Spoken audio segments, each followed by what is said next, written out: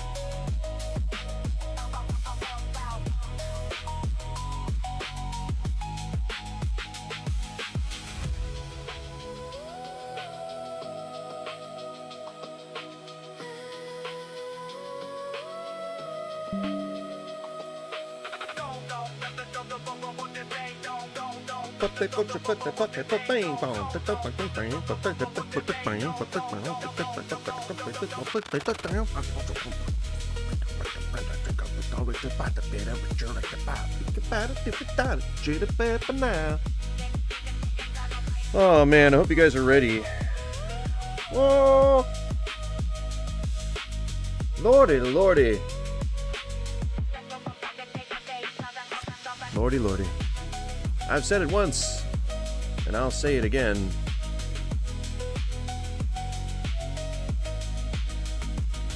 And that's the punchline. That's it. That's the joke. That's it. That's all you get. That's the joke. That's funny. That's what's funny. It's a funny joke. Ha ha ha. Whoa, whoa, whoa, whoa, whoa, whoa, whoa, whoa. What do you guys think? What do you guys think about tipping? What do you guys think about tipping in the United States? If you need to, I can educate you, but I get the feeling that a lot of you just don't know much about tipping in the United States. So stay tuned. We're gonna teach y'all a couple of things, and if you have any particular disagreements on why or why not we should still continue tipping in the U.S., please feel free to express those expressions, and I will take them under due consideration. If you have anything to say whatsoever regarding tips, I'd love to hear it. This is a fun, open stream where we like to have fun, open discussions with a fun, open, somewhat friendly butthole known as Goose. What you're watching right now is a clip from my near-death experience, and I hope you enjoy it. Those are a bunch of snippets of my whole entire lifetime. I know that my physical appearance keeps changing, but and I don't think I've ever been to the top of a mountain, but not let alone with a partner. But you know what? This is how I lived. Okay, Josue, what's up? We're going to be talking for several hours today, so I'm going to make sure that I am nice and ready. So we're going to get started in just under a minute. And if you've got questions about tipping culture in the U.S., then ask them now, and I will get to them when the stream starts. Ask me anything. I am a restaurant professional, been that way for damn near 25 years at this point. 25, let's see. 25, that would put me at, yeah, that'd put me at about 15 when I started, which is about right. I started out dishwashing. Are you on VR? What? Do you think that the person on the screen right now is currently talking to you? Because that isn't the case, I promise. I am a living entity, and I am outside of the computer screen. And I'm right now talking into a microphone, while the me on screen dances to a lovely tune. But to answer your question, no, I am not on VR. Just hanging out here in my office. If you don't tip, I'd love to understand why. So if you click on that "None I'm a Coward" section on the poll, then please feel free to at least tell me what your opinion is, because I'd like to know it. We are talking about tipping in America today. I understand that it works way differently with the rest of the world. The U.S. is the only country that has tipping set up the way that it does. Woo! Burp there. That has tipping set up the way that it does. And so the discussion will be a little unique to the U.S. So if you're outside of the U.S., or if you don't quite understand what the tipping culture is like here, please feel free to ask any clarifying questions you might have in order to get the right amount of context. We're all about being somewhat transparent here, but somewhat educational, but mostly edutaining.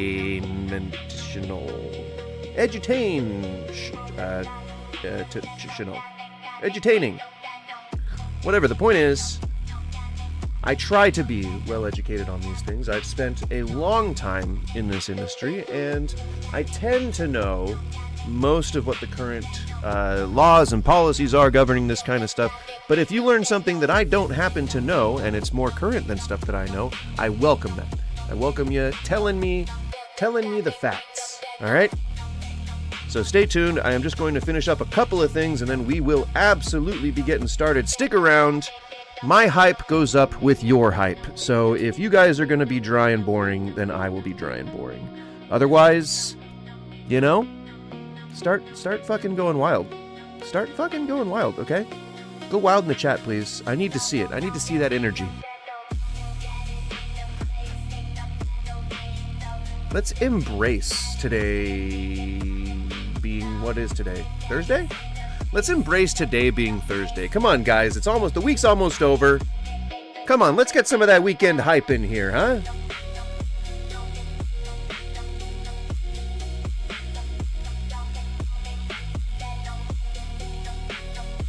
Gotta see some of that energy. Remind me that I'm not just some old man screaming at a cloud.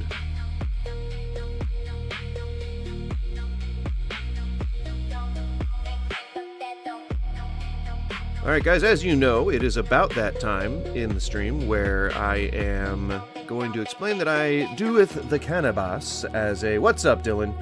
That I do the cannabis as a both medicinal and recreational venture. So if you feel like you want to sync up and engage in doing the smoking of the cannabis as well, please feel free.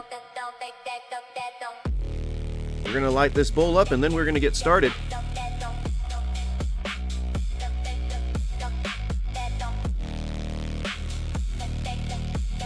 Alright, I'm going to go ahead and count it down. If you are going to smoke with me, then please feel free to light them up in 3, 2, 1. Cheers. Smoke them if you got them.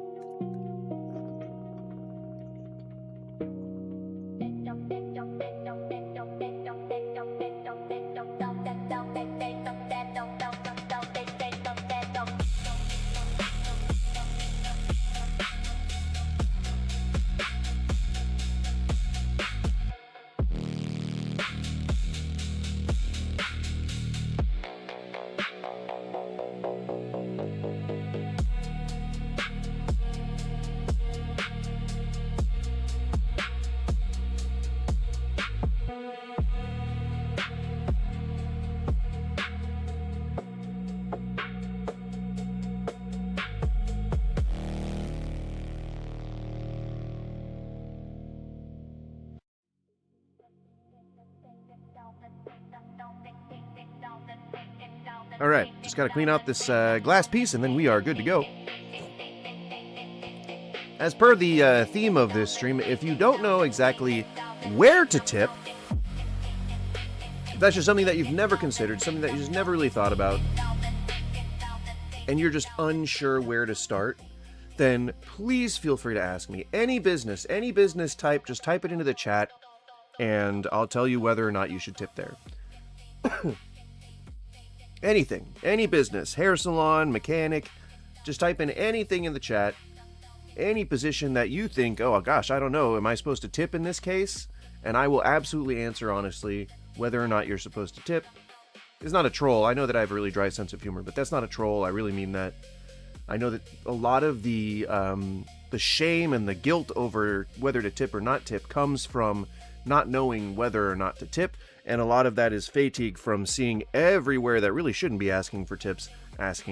So, you know, get it. So we'll cover tipping for a little bit today. I might switch into another subject at some point, just because tipping is a bit of a nuanced political discussion that people often don't really associate with being political, and so it definitely will not garner the viewership that I think it should. I think a lot more people need to be aware of the issues that restaurant workers are going through currently, especially when it comes to like anti-tipping movements. It's important for people to kind of know what's going on, so it'd be super awesome if this was a subject that more people cared about, but you know what, that's fine.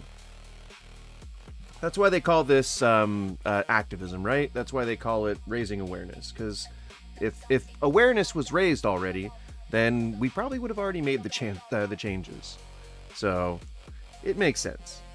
But if you're the type of person who believes in workers' rights, if you're the type of person who believes that every person who works deserves a living wage and shouldn't have to work more than 2 jobs, shouldn't have to like commute shouldn't have to work 2 jobs at all, honestly. Like, if you truly believe that a worker should be able to, can a man not something, can a man, what is it?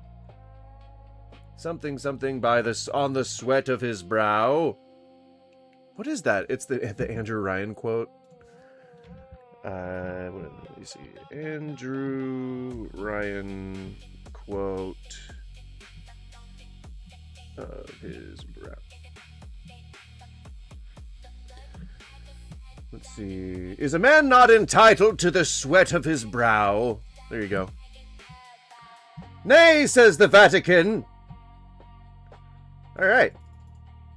Well, I think that means that it is gosh darn time to get started. I gotta put my face cam back on. Hey, welcome. The tip of the hat to ye on this wonderful Thursday. It's normally pretty slow in here on Thursdays, so stick around, hang out for a little bit. My white balance on my camera is a little off. It's very bright in this room. It certainly is not in dark mode, as it appears.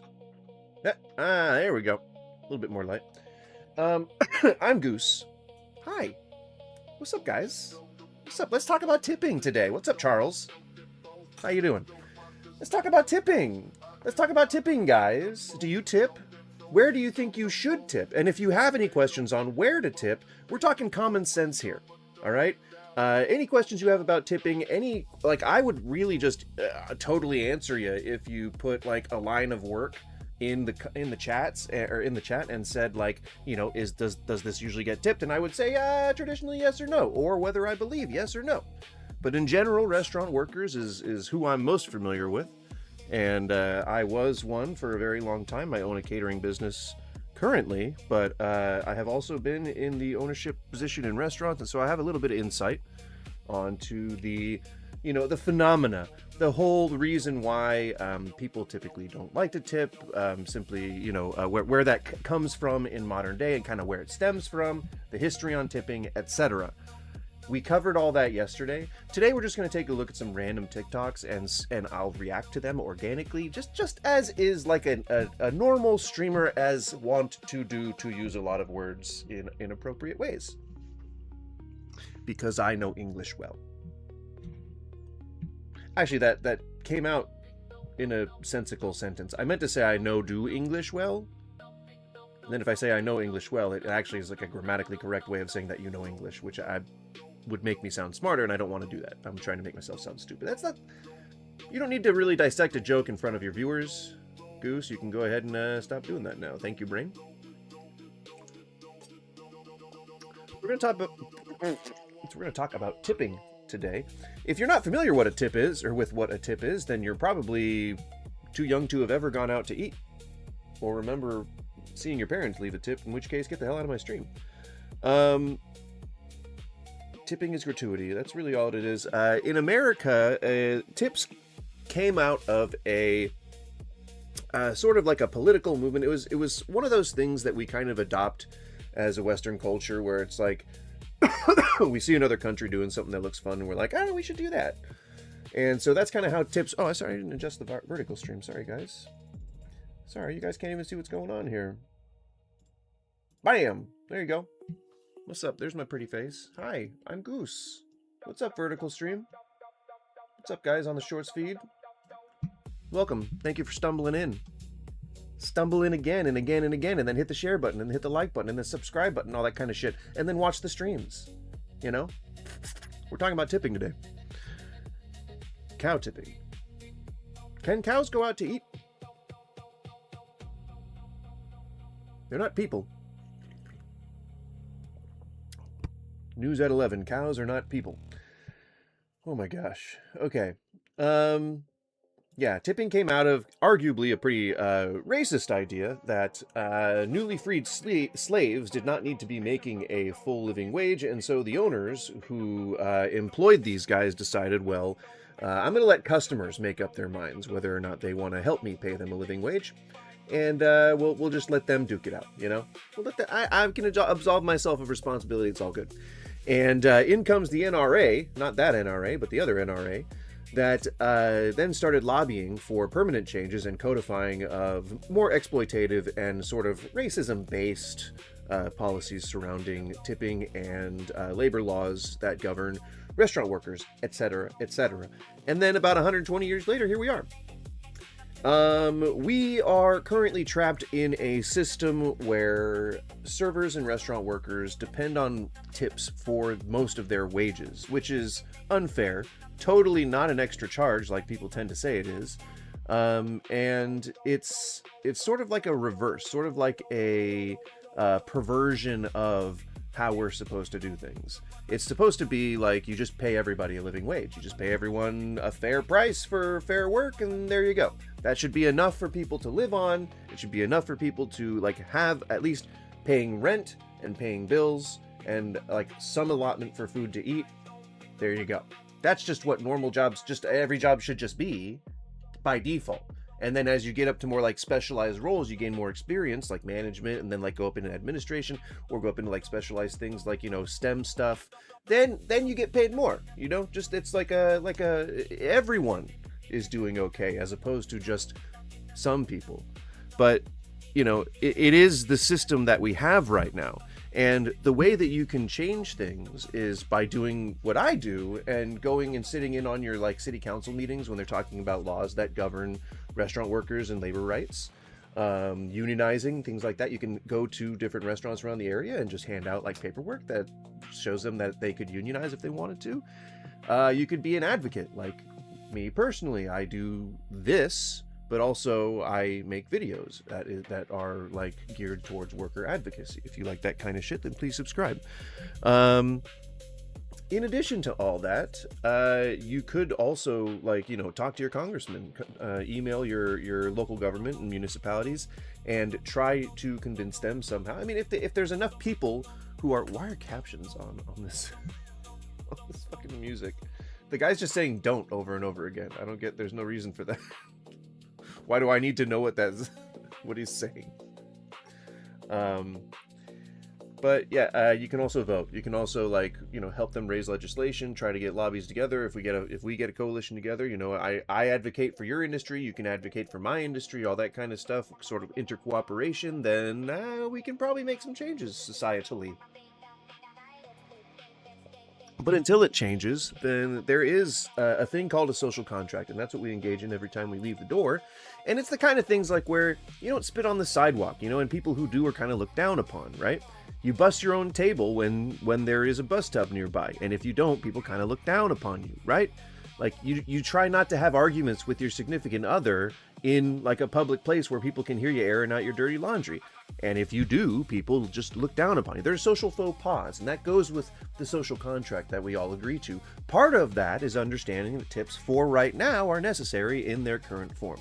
And yes, it's totally understandable to get pissed off at all the people who like have that sense of entitlement, like the top 1% of servers and restaurant owners and like bartenders and things like that. They definitely have an air of superiority around themselves. Nobody's going to argue anything contrary to that. We all understand that, but we also all have to fucking work together. And that's sort of, I guess, the most important part. The most important takeaway from all this is that we're all supposed to be cooperating. We're not supposed to be dividing over stupid fucking beliefs. Like, we're supposed to be cooperating and engaging in society so that we can be a civilization. Like, that's what our default is supposed to be. Not like, I mean, I know that we're like humans are animals and we just war and all that kind of shit, but like, what I mean when I say that's what we're supposed to be is like, that's just what I envision. That's like what utopia seems like to me, you know? Like being paid a fair wage, being able to live off a wage. I think everyone can get behind those values. Good education for our kids, good, you know, infrastructure, so that we're not having to repair potholes all the time, so that we're not having to like have bridges worked on all the time. Like they're nice, they're sound, they're structural, and they're well produced with good with good components and things like that, you know. So, like, I think anyone can get behind those values, and part of that is I think that everyone deserves a living wage, and whether or not someone gets it through getting like a good wage and then benefits and then time off and like educational help and like support for all like public transit and things like that, benefits, I think I already said benefits, and advancement opportunities, plus a reliable schedule, full-time work, then like you would go into retail. And like I think it's kind of a fair exchange where like you make money, like you make more money in tips than you typically would. Like, it looks like you earn way more an hour, but at the same time, now we're not taxed on tips, which means you still have a tax burden at the end of the year that you have to account for. So while you may have been claiming like 8 to 10% before, now you don't even get like the default tax. So you still have to claim the amount that you think you're going to owe at the end of the year. And no other profession does that. 0 other professions make you do your own taxes on like 60% of your income.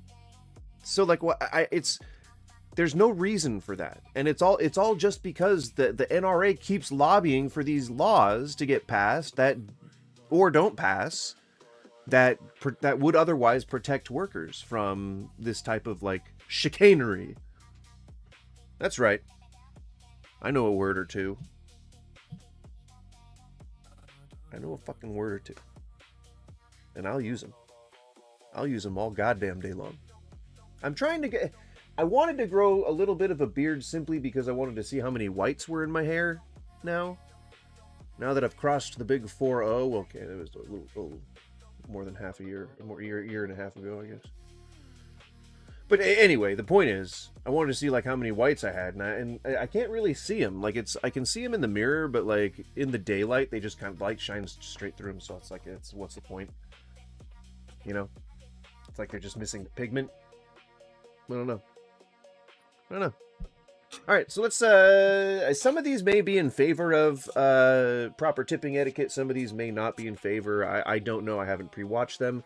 So we can all just kind of react in real time together. My overall stance is that we should tip for now. As long as the labor structure is the way that it is, we need to keep tipping, and it should be somewhere between 10 and 20%. I think that is not crazy, you know? I think that,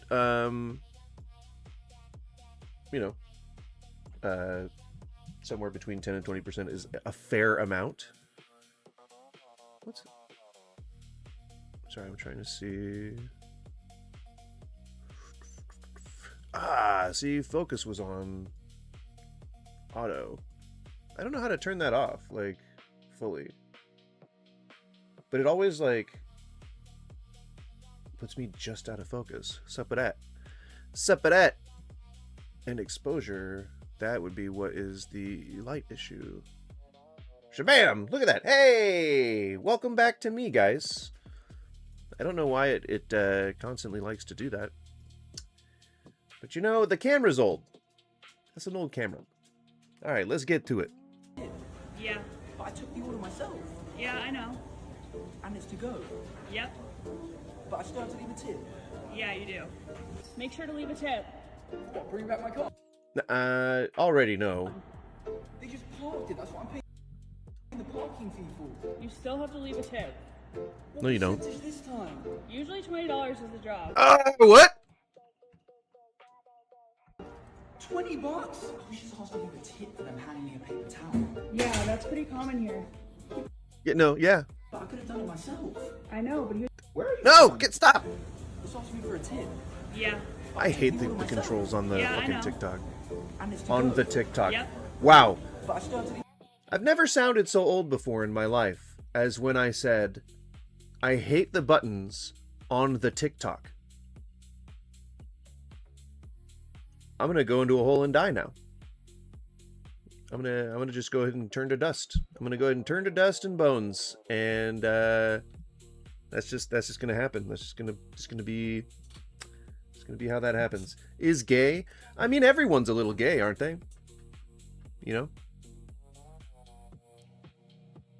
everyone's a little gay. You can't tell me that, you know, you've never looked at another guy's ass and been like, it's a pretty nice ass. It's a pretty nice ass. That's America's ass. The tip. Yeah, you do. Make sure to leave a tip. What, bring back my car? So yes, in what's it called? What's that place called? That burger place they were just at, where they have the Burger Mouth, Burger Bonanza. Fuck, what is that place called? It's the one in New York. It's like fuck. Damn it! What is it called? But I still What have to leave a does it tip. say?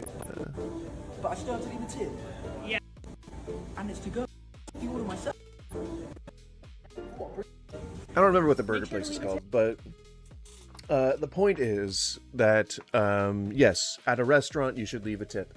If it's like, and honestly, this is going to be, I guess, the most controversial that my opinion will ever get on tipping. But I think that it's less important to leave as high as 20% at a place where you're ordering on a tablet, where half of the service is kind of not incorporated into the everyday shtick. The thing is, the people who work the counters, they still do a lot. They still have to keep track of orders. They still have to, like, basically mission control. They still have to, like, delegate runners and shit like that. They still hand out, like, all the drinks and the tickets and all the numbers and coordinate with each other, all that kind of stuff. So it is still worthy of a tip. And plus, the back of the house, typically at these places, they are paid okay, but not, like, very good. And I think one of the most common arguments that I get when I advocate for this kind of thing is, well, you wouldn't advocate like this for grocery store workers. And a simple answer to that, just in case that is going to come up for any of you guys, yes, I do. Like, I think everybody deserves a living wage. And if this is part of the thing, and I also believe that workers in restaurants are working a more specialized job than an unskilled position. And I don't mean to say that grocery workers are unskilled. Because there is some degree of talent in being able to have the endurance to throw load all day long, to be able to keep the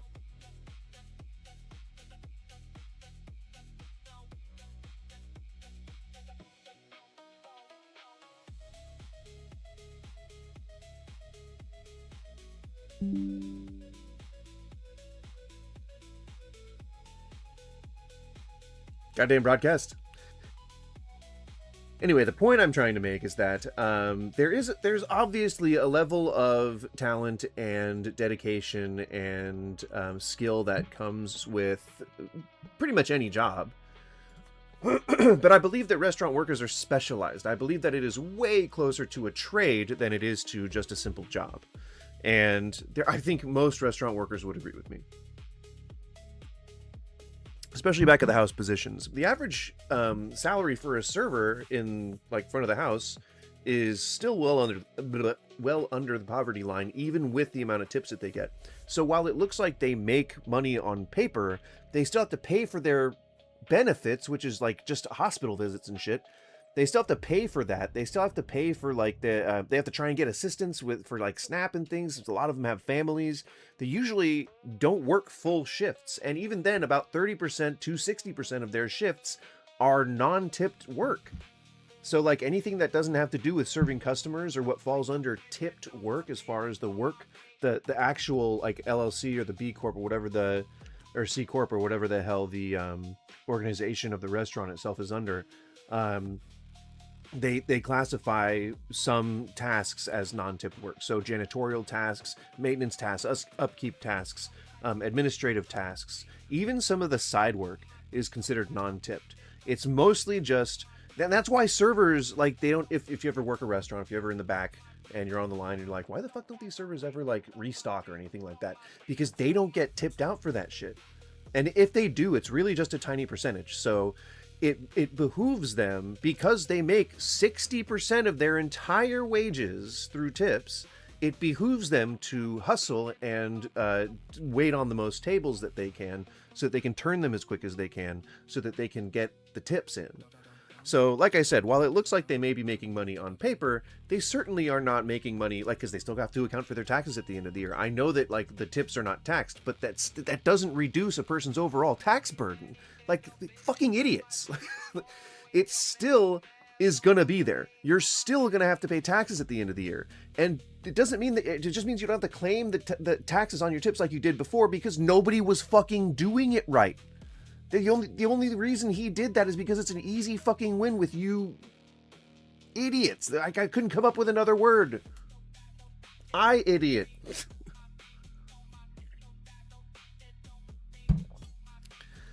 Etc., etc. So yes, you tip at Burger Place, whose name I can't remember. God damn it, I like it too. I keep wanting to say Smash Burger or Smash Box. Like, that's not it. Fuck, I'm old. Whatever. But no, you don't leave a tip at a parking place unless if it's a valet, you tip.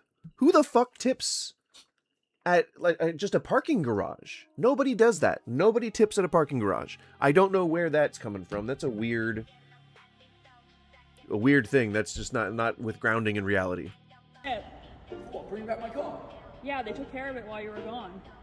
They just parked it. That's what I'm paying the parking fee for. You still have to leave. No, that's what the parking fee for. Yeah, you don't tip a person for parking your car. It's a valet at like a fancy restaurant because he works for the restaurant. These guys work at the garage. Like that's their income. They don't need tips. They don't need tips. They're doing fine. And sometimes it's even like city workers. At the ones in my city, the smart parks, they are government workers. They get fucking pensions and benefits and all kinds of shit. So don't worry about tipping parking garage workers. Do not worry about that at all. A tip. What percentage this time? Usually $20 is the job. 20 bucks? 20. She's asking me a tip for them handing me a paper towel. Yeah, that's pretty common here. Yeah, but I could have done it myself. Now that's he brings up a really good point, and that's sort of the justification for tipping. If you can do it yourself, and you are choosing not to, that's when a tip comes in.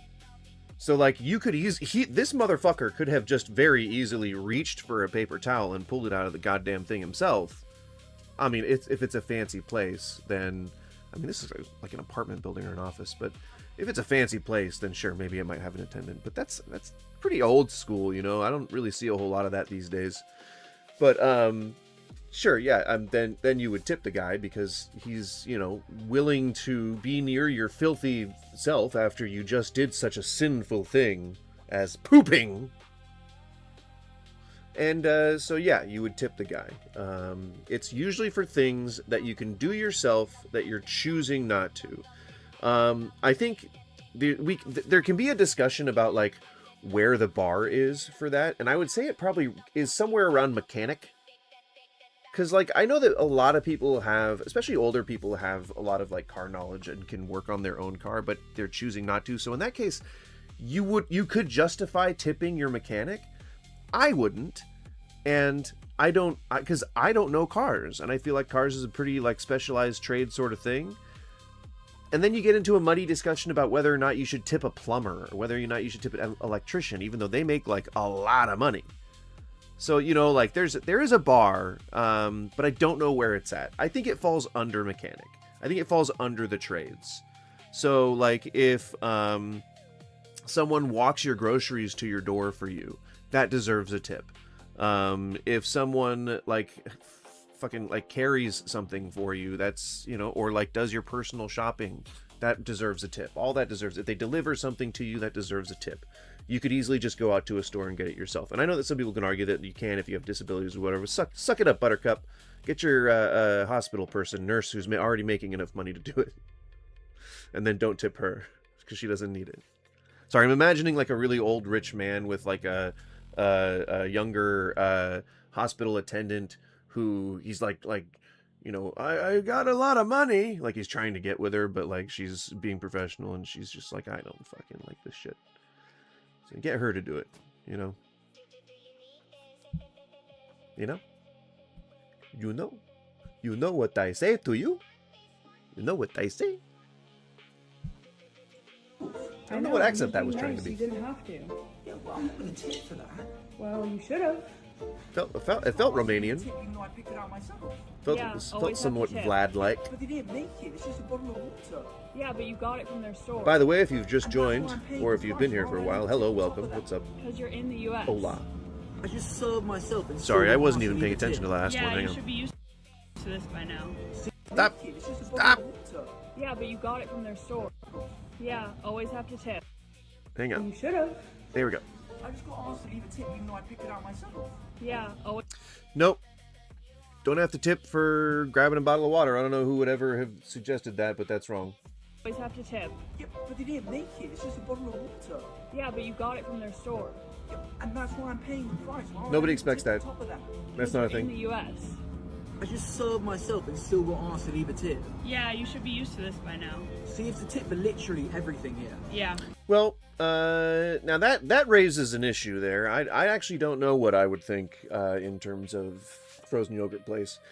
I mean, they stock the toppings and they make the yogurt, but you are serving yourself, and you don't usually tip at a buffet. You tip at when you go to a buffet. I don't know if you've ever gone to a sit-down buffet restaurant, because I don't know who you is. I don't even know if you's watching. But if you go to a buffet restaurant thing where you sit down, you would leave a tip for the people who are bringing you drinks, the people who are clearing your plates and stuff like that, who have to clean up after your fat ass. You leave a tip for them, but you wouldn't leave a tip for like the food. Like if when they give you a receipt, it has a tip line on it, but you wouldn't put anything. You put 0 there. Like you wouldn't do anything.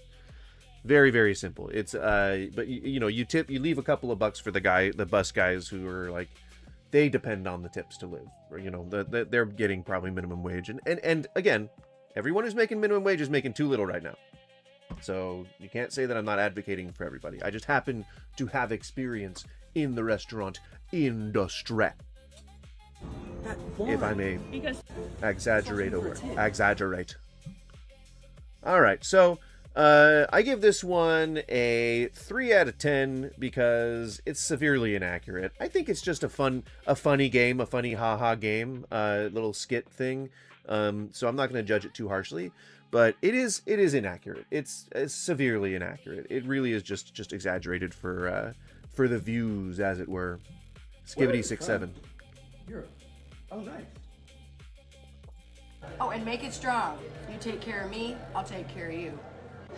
I do not know a single bartender who is not sick and tired of hearing that. Make it strong? Motherfucker!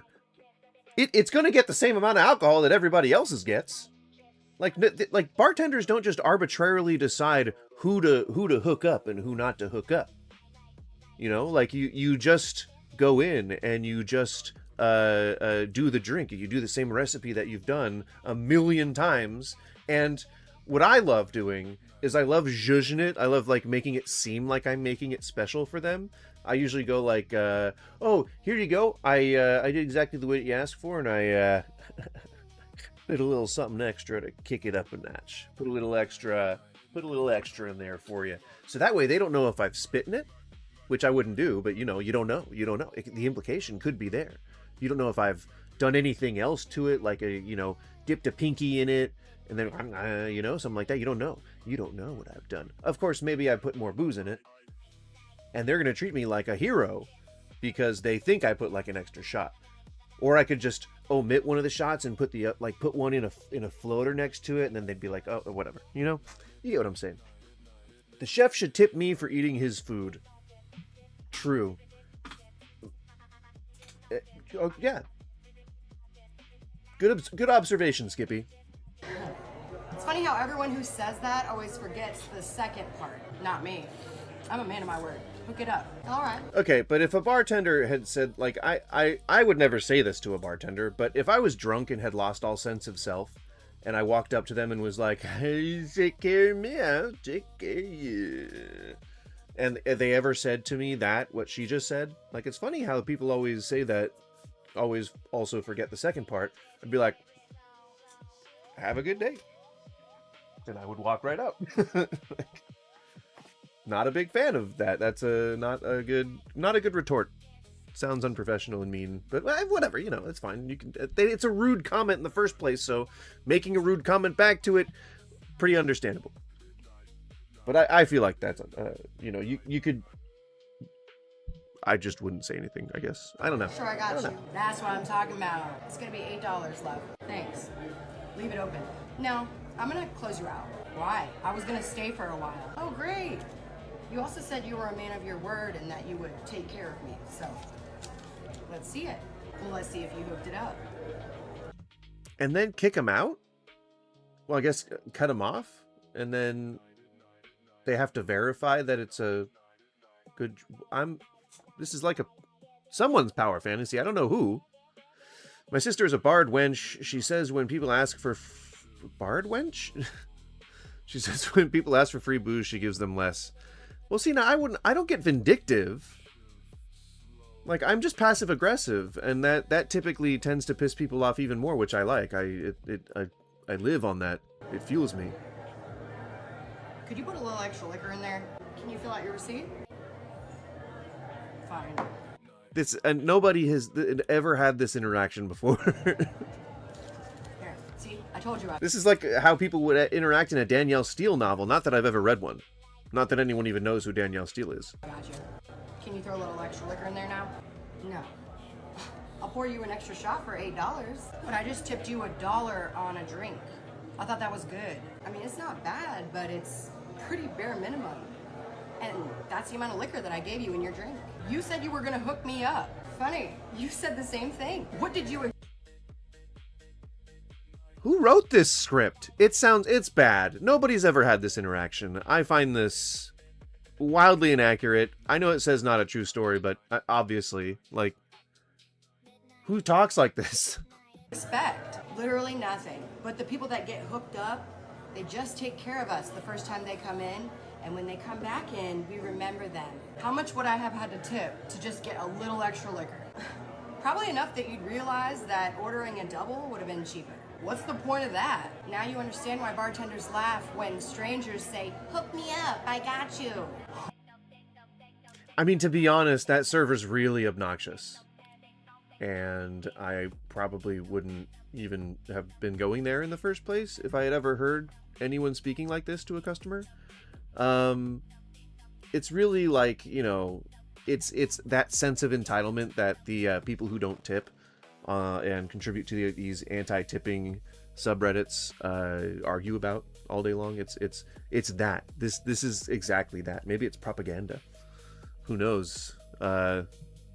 I don't have any reason to believe it is, but like, she's obnoxious. I don't know if that's the point of this, of the role that she's playing, but obnoxious.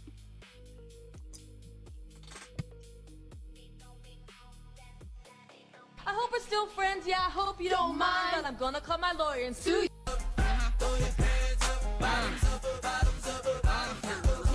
Can I get that Tron? Can I get that Remy? I'm coming. Hey, baby, you got a salt shaker back here? No. Why? Y'all got to have some salt back here somewhere. Them tequila shots you just made, I can't do it without salt. Salt? Yeah, we have salt. Come on. Michelle, do you know where that spoon is? Right here. Thanks. Okay. What am I supposed to do with that? I don't know. Put it in your hand? Here, I got you, sir. Now there we What the go. Thank you, darling. You're welcome. Not all heroes wear capes. All right. You should learn from her. So is this person an angry customer most of the time, I guess? Because it sounds like she's just venting about how shitty service staff can be. This is 2 roles now that I've seen her in where the customer is kind of right, but it's like a power fantasy. It's not like a weird, like it's not like a twist on anything. It's just her being terrible. Like, but it's not glorified like as if the person whose point of view it was the service person. It's like the point of view of the customer, but it's told from the point of view of the service person, which is one of the most weird things that I've ever seen in terms of a perspective. But I guess go off, Queen. I don't think that she likes service staff very much. I think that's kind of the vibe that I'm getting here, but it had nothing to do with tips, really. Listen, this may ruffle some feathers. It was more so about entitlement. Quite honestly, don't give a fuck. We're experiencing a tipping epidemic in this country, and Okay. I would say calm the fuck down. And give me some views. Give me some views. I'll move aside on the vertical view. There you go. Give me some views, Queen. I gotta pull in the bricked up boys. And then smash them with an education. Wait, no, not smash them. No.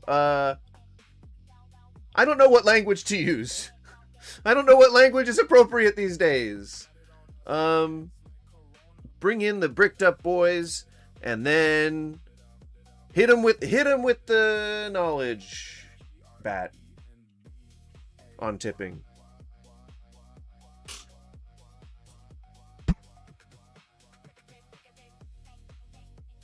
But yeah, okay, so apparently there's a tipping epidemic, says the lady with the very obviously placed fashion. People have lost their minds. When I grew up, I was born in 98, okay? Whatever generation you want to consider me a part of, that's the year that I was born. It was normalized to tip when you were provided a service. So you would go to a...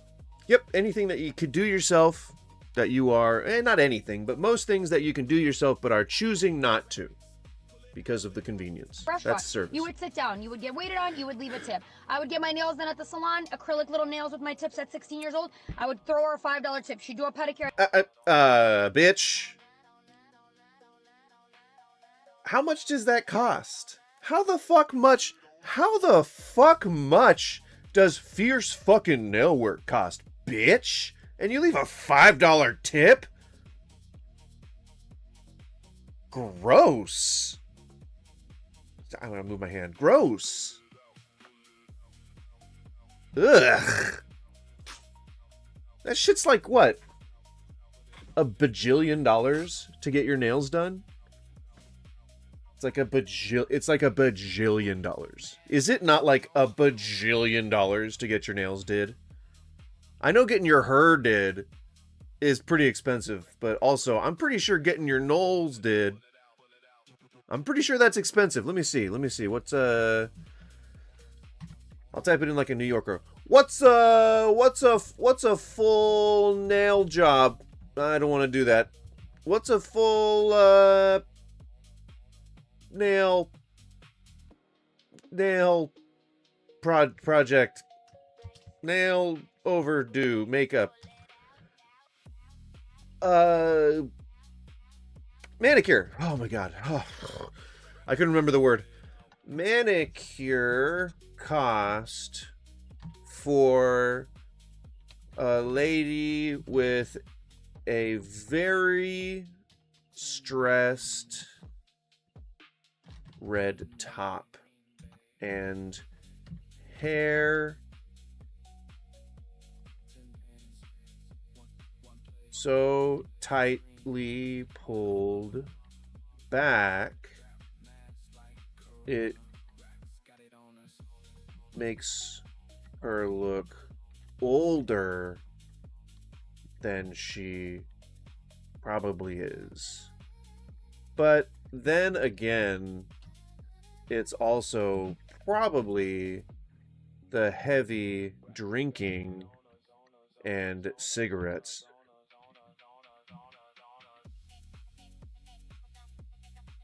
$25 to $35. Okay, so not that expensive. Not that expensive. Okay.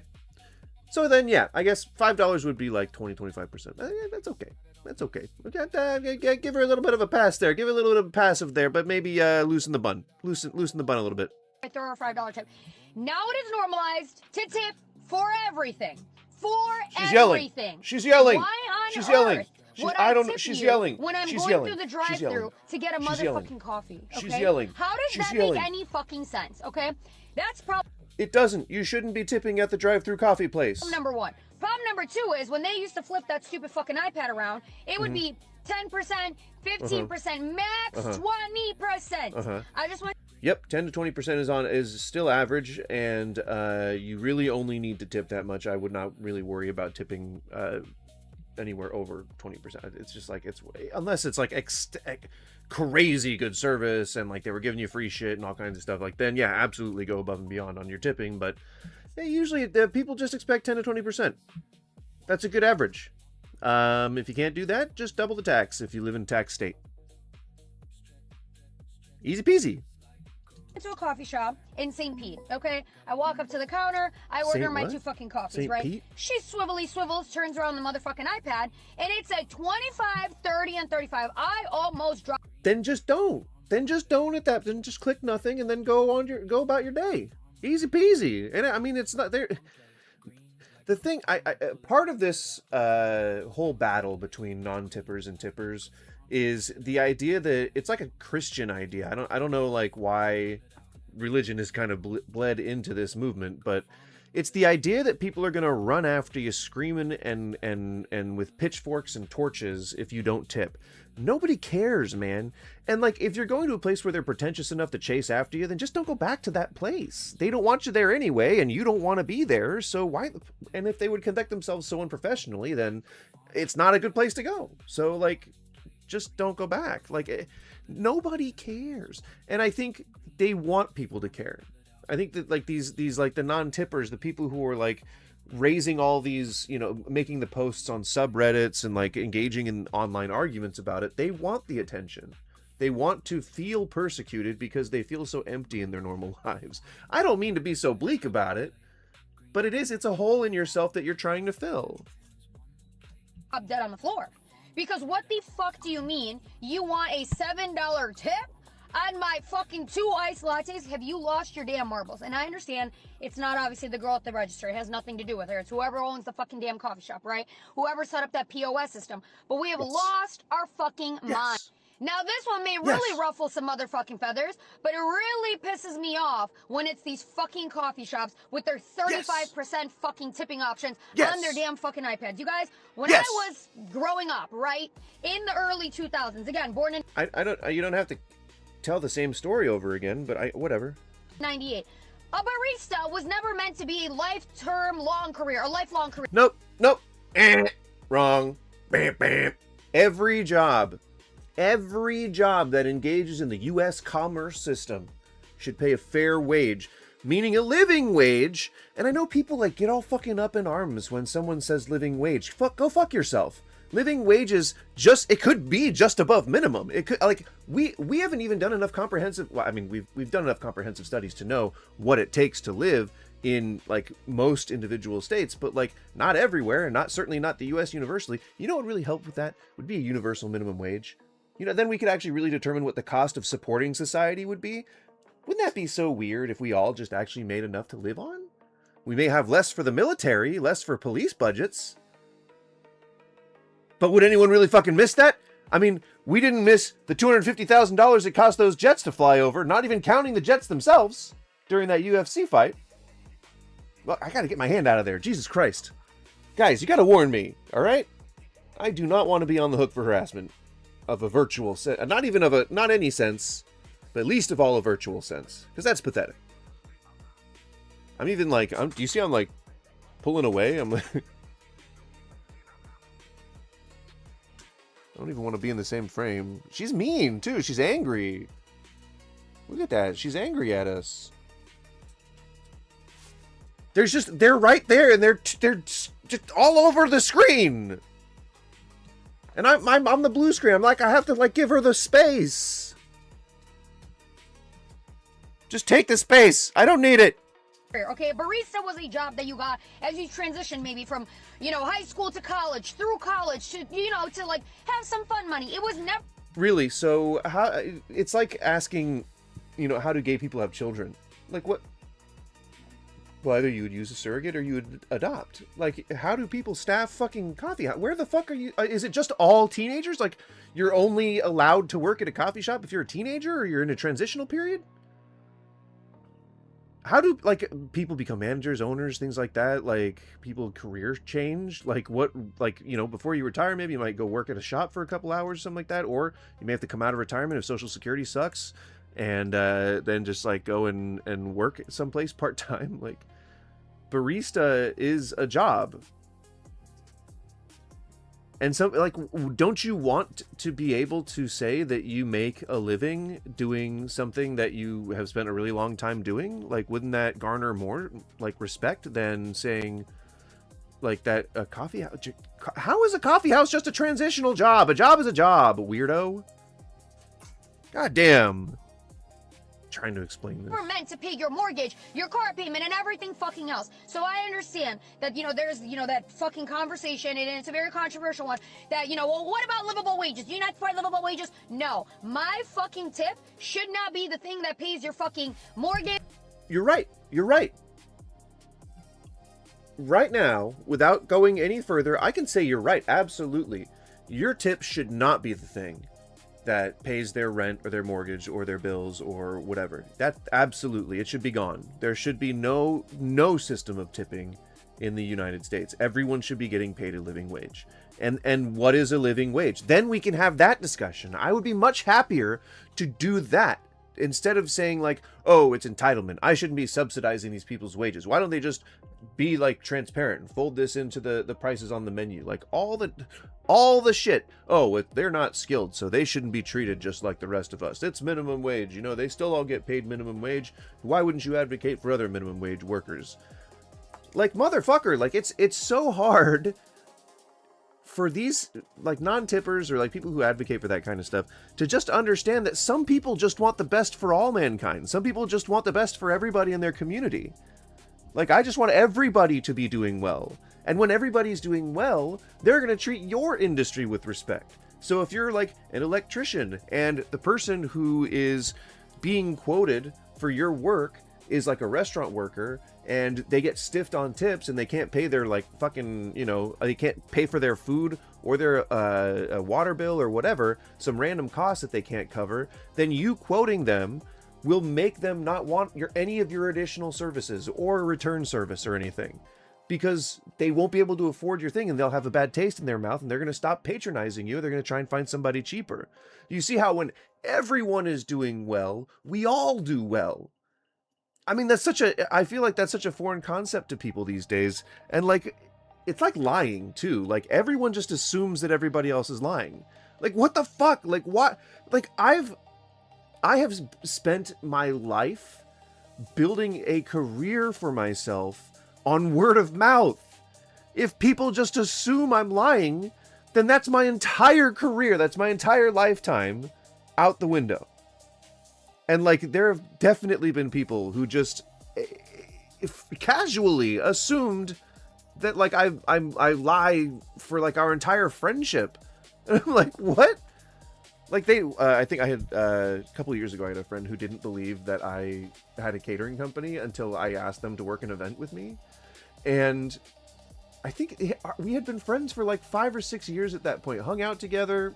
Wives had hung out at that point. Like we were just like casual, normal, regular friends, like, you know, see each other every once in a while, all that kind of shit. And I asked them if they wanted to work an event with me, and they were like, wait, what? And I was like, yeah, do you want to work an event with me? I have to do like a catering event, whatever. And he was like, wait, no, you're like actually like a caterer? Like, you do catering? I was like, yeah, how do you think I make all my money? I was like, I thought you were like doing like grocery stuff, like, because we met at a grocery store working together. And he was like, I thought you just been working grocery stores. And I was like, no, I own a catering company. And he was like, oh, I thought you'd just always been lying about that to get out of work. And I was like, fair enough, I guess. But like, because I did request a lot of time off because of events. But like, just assume that people are lying all the time? Like, what? What? You got to start out with, you know, just giving people the benefit of the doubt at first, and then when they prove themselves to you, then you can, like, you know, and it happens pretty quickly, you know? It's just like, and there's so much evidence. There's so much, like, I have a trailer, and like I have like supplies everywhere in my house, and like he's been to my place numerous times. It was hilarious. I was like, that's wild. That's fucking wild. I don't know why I used that term of, that was weird. Your car payment, it's not. It's not. In my opinion, I appreciate baristas. They're great. I love going to coffee shops. But that is then just understand that it's a broken system and it sucks.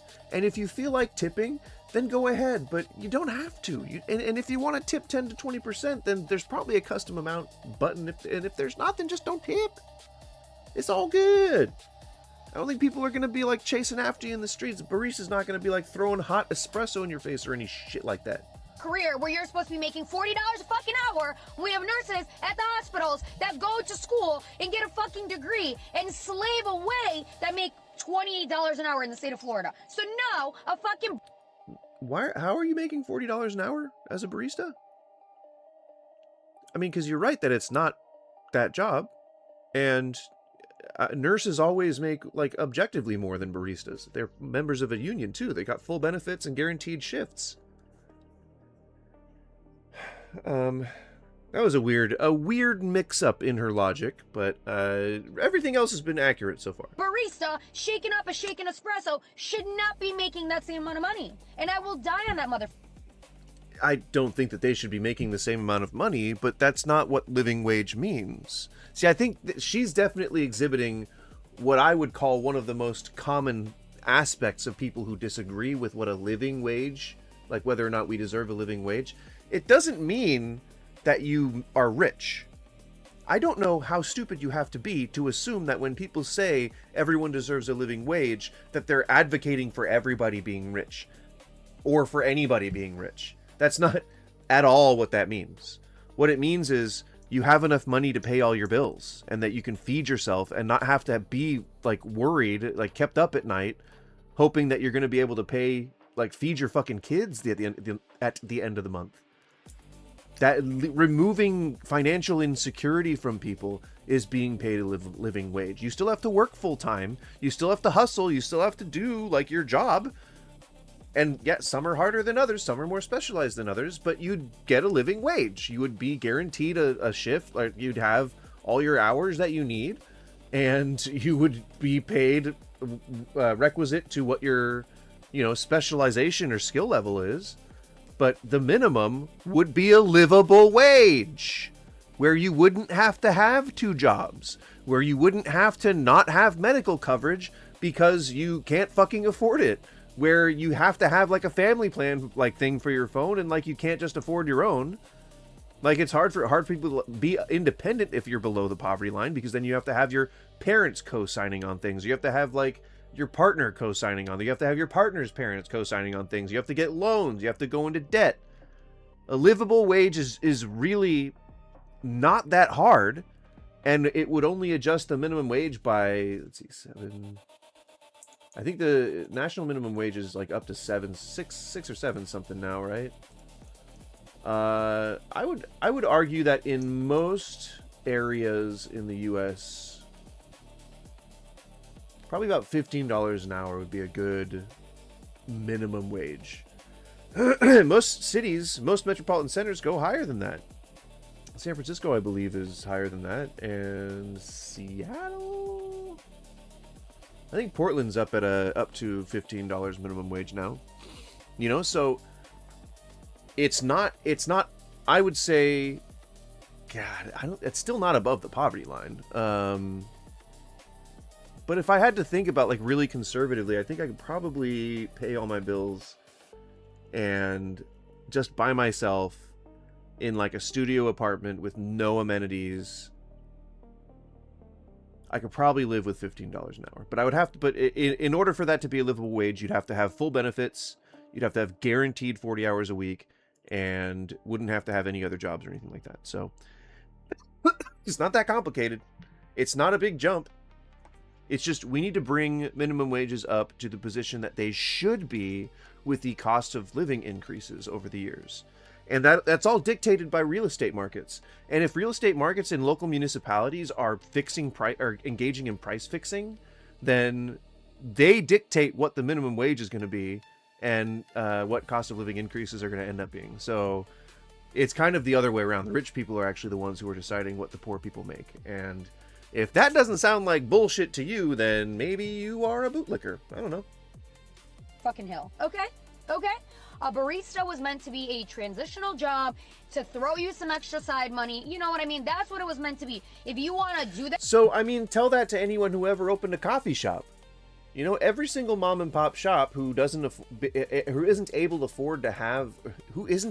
to afford like a bunch of baristas and a bunch of like, management staff, they have to do all that themselves. So if that's like their dream to open a coffee shop, you're saying that that's a transitional period that they don't deserve to be able to make a living wage? Like, I mean, even just like 1 or 2 employees, like they like they could be a specialist.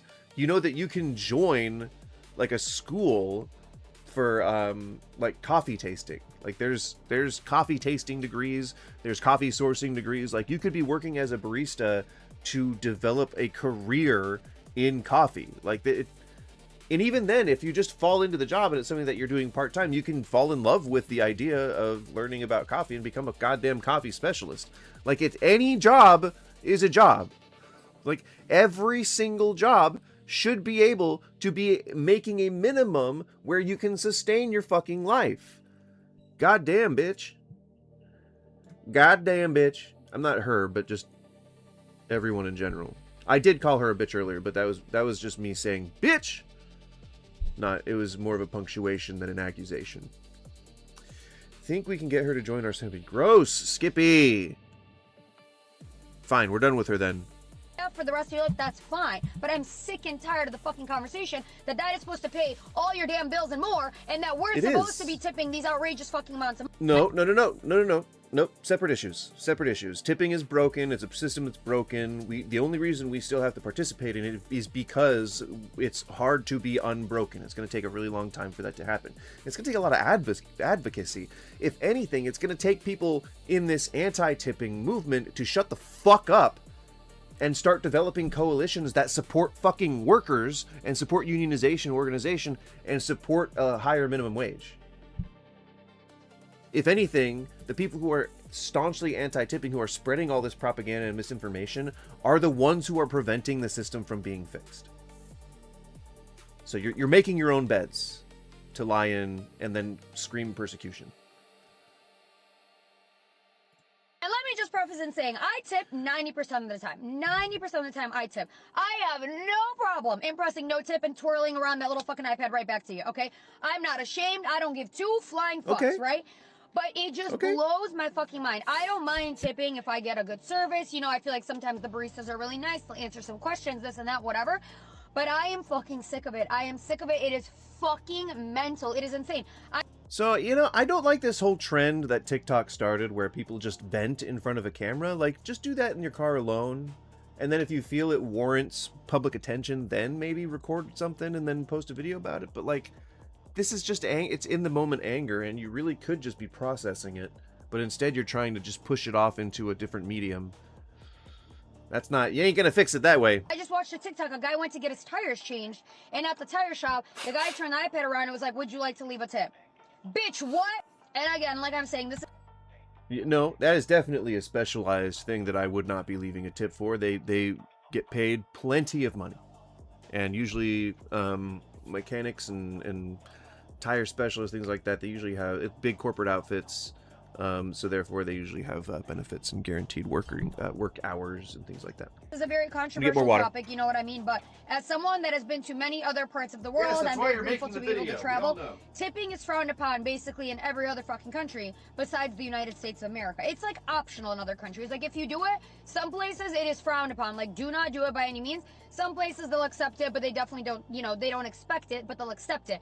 Here in America, if you don't fucking tip, you're a piece of shit. And don't even get me started on the 20% bullshit. Because who the fuck do you think you are throwing this random number out there? Like 20 is the set amount. Look, who made that up? I just want to talk. Who made that up? Who decided that it was 20 fucking percent? If I'm going to... When they determined that the average server makes what they make, they decided what that would be in comparison to what a livable wage was at the time. I think this was during the 80s. And that's how they came up with the idea that 20% was the average that you should tip, because it then brings them up to the average cost of living. It might have been the 90s. It might have been the 90s. I think it was as low as 10% in the 70s and 80s. And then like up towards the 90s, I think is when prices started to go up around, like when Reagan was doing all his bullshit. Reagan, then Clinton, all that, Bush, they all kind of like inflated the... inflated things, I guess. I don't know. Things cost a little bit more. They jumped sharply when we started incorporating all that like microelectronics and shit. Anywho, reason why it's 20 again is just because it was what the statistic was at the time. That was the disparity between what servers were making and what the actual cost of living was. That's all. It's arbitrary. I mean, you can leave as little as you want or as much as you want. It's It's all permeable. I mean, we made up the concept of restaurants in the first place. We made up the concept of tipping in the first place. We are in charge of this universe. I promise you guys. We are humans. We are all in charge of our own destiny. So if you don't want to tip, don't fucking tip, man. Again, the restaurant workers don't care. They don't give a shit. They may talk shit about you, but you're allowed to vent. Like, at no other job would anyone ever take money away from you simply because you expressed an opinion about a customer, even if it was not a good one. Fairly so. So, like, no other job do customers get to dictate how much you make. No other job. So, it's bullshit. Like, it just... people just don't fucking get it. A restaurant, right? And I order 6 fucking dishes. Why does it matter? You just ordered like 6 plain dishes with nothing on them? That's weird. I wouldn't have done that. That's weird. I don't think that's on the menu. Just a plain dish. How much money the dishes are, and you're gonna tell me that my tip is generated based off the amount of money that is the wildest concept. Is nobody ever... What? The 20% is not based on how much a dish cost. It's not based on the cost of goods. That's not what... Why would you ever think that? I gotta know where that comes from. Why would you... What? That doesn't make any sense. Why would you think that it has to do with the cost... Or do with the cost of the dishes? I order 6 fucking dishes. You order 6 dishes. Why does it matter how much money the dishes are, and you're gonna tell me that my tip is generated based off the amount of money that is the wildest concept. Does nobody ever stop? That's not a thing. If someone told you that, they were lying to you. I don't know why someone would have said that. It's not based on how much the dishes cost. I guess indirectly. Just because, like, I mean, if it's a more expensive dish, then they're probably paying their staff more. That just happens to be, I guess maybe why she's wondering why it's a percentage of anything at all. But that's not like an issue. I'm pretty sure that that's not a thing. I don't know. The tip is based off the total bill. Yeah, but that includes everything. That includes, like, you know, your drinks too, and like any like service fees or any, you know, processing fees or things like that. That's, I mean, it's a whole package. It's a whole thing. It's not just based on the percentage of the entire bill,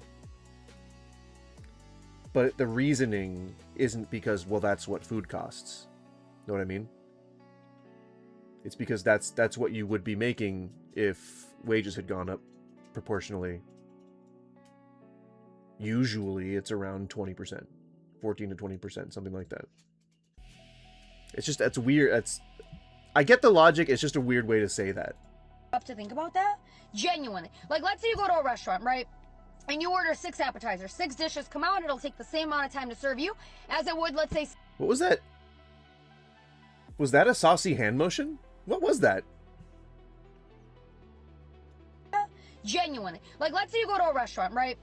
And you order 6 appetizers, 6 dishes come out, it'll take the same amount of... I don't like that. That's weird. That's weird. I don't like that. Don't talk with your hands like that, maybe. I think, you know, someone should tell her that it's weird. It's weird. I don't know. Time to serve you as it would, let's say, 6 entrees were to arrive. One bill is going to be $450 and one bill might be $150, but it's the same amount, same dishes, everything, right? Like, let's just pretend you're telling me that I'm supposed to tip you $30 versus $95. Yo, God. So, oh man, this is really complicated. How do I even explain this? Dish prices are...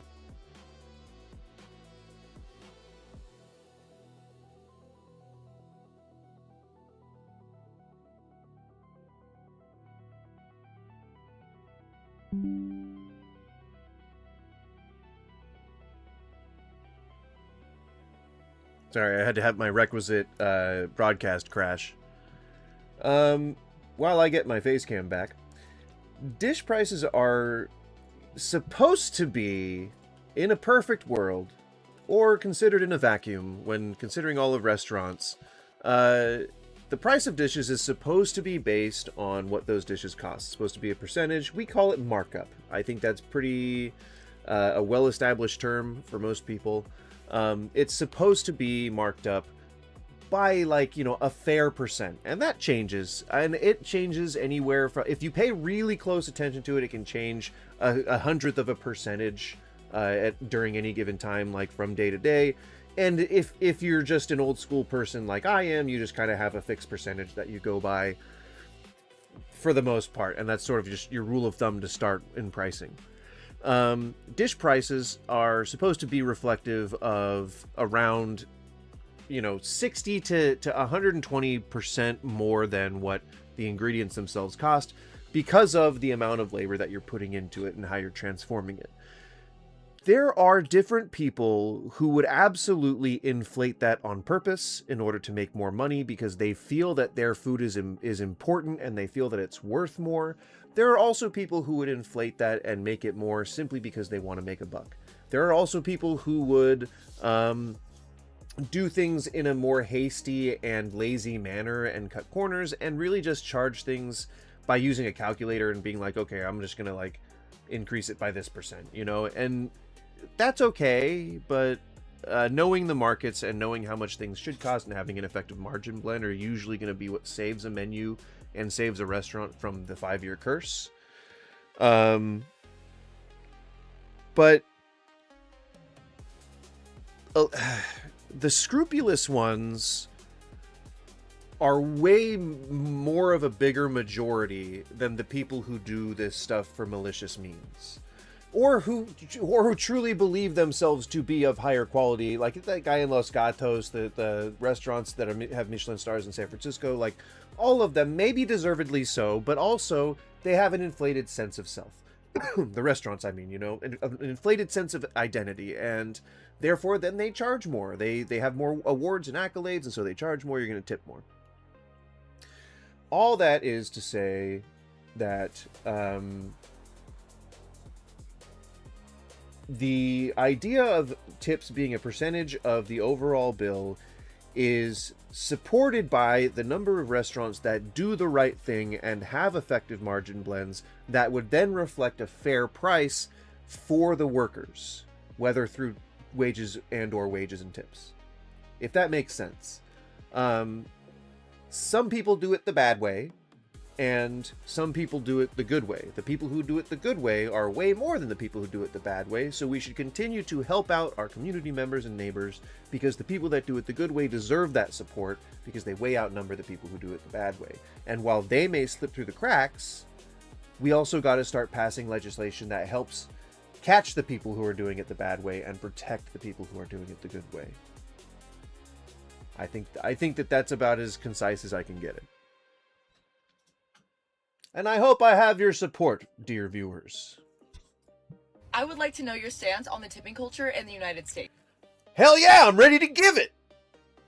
I'm excited! I just went to a coffee shop and I ordered my iced oat milk latte with... Why is it always coffee? Because coffee is the most controversial one. Because there are just as many people who will argue that baristas and people who work in coffee shops are just as deserving of tips as restaurant workers. I happen to disagree with that, but I support your argument if you do agree with that. I every morning that I went into work, I would pull myself a traditional espresso, well, a fresh cappuccino, and like free pour the milk and all this kind of stuff, and I would occasionally pour espresso and help out the counter. Like, it requires very little effort on my part, but I guess, you know, I'd be open to hearing an argument as to like how it's more specialized, I guess, is what I'm saying. And cinnamon off of a kiosk. This is where my question comes in. Once I got to the end of the checkout, it prompted me to tip. And then I thought to myself, I just did all of the work instead of the barista doing it for me. And don't get me wrong, I used to be a barista back in the day. I used to work for my tips. You either give them a compliment, you spark up a little conversation, whatever it may be, you work for your tip. But the tips. So I think a part of the reason why people are so angry about tipping in America is because people like put on fake personalities, and they have like whole game systems to how they try to get tips and stuff like that. If there weren't that kind of opportunistic bullshit, if we all just did the job, and I mean, if any restaurant that I've ever been in charge of, my servers typically aren't trained to like upsell anything, or like I hire people for their personality, and they tend to be knowledgeable about the trade as well as, you know, whatever menu items they have, and they just tell you plainly. It's like, yeah, today we have a special that's this, this, and this. If you have any questions about the menu, let me know. And it's not, there's no there's no like, hey guys, you know, like getting down onto the knee, you know how they get down on like near the table. They're like, hey guys, I just want to let you know my name's Danica and I'll be taking care of you today. Is there anything that I can get you? The lemonade iced tea is fabulous. Oh my god, and you have to try our special today. It's yada yada yada blah blah blah blah blah. And then like constantly like just topping you off on water. Hey, how's everyone doing right now? Is everything tasting okay? Would you like some more of those cheesy tater bites? I don't get down with that kind of shit. I think that's like performative and I don't like it. Feels fake. Feels like I'm trying to be sold something. I don't like that. And that's like, again, like the 1% of entitled servers who do that like hustle shit. And there's still some that are like, I guess, a little more crafty in the way that they do things, but it's by and large people who just like are normal like normal people and not weird ghouls. The fact that me, the customer, had to go and check out on my own, I'm like, who am I tipping here? And the baristas are getting paid to do their job, which is make the coffee. I'm not coming with any sort of heat here. I'm just genuinely curious. If you are at the kiosk as a customer doing the checkout on your own, should you be inclined to check out? You fucking Canuck. OC girly. Then why would you say checkout? Did you mean to misspeak?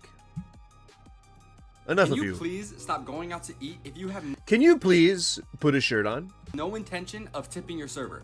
I had 2 instances the past But also true. 2 days. The first one, I had a 3-top come in Oh, I thought he was about to say something way more interesting, but go on. 30 minutes before we closed, and they ran up an $170 tab. Hang on. $170. Oh, I just didn't. That's not the right thing at all. Nope, that's not. Nope, and I didn't want that. And I'm to open like 10 apps just now. Okay. Hang on. Oh God, dear Jesus. 170 times 0.20 is $34. Let's see what he says that they left. And they tipped me $0. And then another tip, and this was a very difficult table. They end up paying cash. They gave me 30 cents. They gave me enough to go get a gumball. And then you have the people saying, oh, don't be mad at me. You should be mad at your employer for not. Well, okay. Well, yes, but and you should be mad at them. You should be mad at your employer and at the person who just took food out of your mouth. Like, you should definitely be mad at both sides. Yes, but be mad at both sides of that equation. But the thing is, your employer, typically, restaurant positions are at will. Typically, your employer can just get the fuck rid of you if he wants to. And a lot of the time, restaurant workers are under the table, often undocumented, so those are very literally the only jobs that they can get. And if the owner says, well, kick rocks, bye-bye, then you're kind of shit out of luck. Paying you enough. So you know that my employer doesn't pay me a livable wage, and you still choose to not tip me, which means you're going to the restaurant, giving my employer money, and not giving me any money. There you go. This is what I'm saying. That's the logic. Well, I feel bad that your employer's screwing you so much that I'm going to vote with my wallet. I'm going to take the right stance. I'm going to take the moral stance, and I'm going to vote with my wallet. So that way, your owner gets money from me. And even if I return and not tip again, your owner's still going to get money from me, and you're not going to see any. But that's a problem with you and the owner. You take that up with him. But see you next week. That's the logic there. God damn. Oh, okay. The moral of the story, if you don't think you should tip your servers, you should stay home, order takeout, and you can serve yourself. Can you please stop? That's like, I mean, I think it's the easiest thing to say, and it's the thing that people just never fucking listen to. Like, it's a choice to go out. Like, you make a choice to go out. It's something that you could very easily just do yourself. Like, you can't just pay yourself, so I can't just choose to work in any capacity that I want. And sometimes the choice where to work is not often a choice. Some people have families that they have to support. They have to be nearby. They often work off hours, which is like not during 9 to 5, not during Monday through Friday. So when there's a need for like a parent-teacher conference or a need to take your kid to a game or something like that, that all happens while you're supposed to be at work. So either you have to have time off, you have to have a sitter, you have to incur more fucking costs and debt in order just to live, in order just to get to work, that you then get stiffed by people who would rather pay your employer but not you.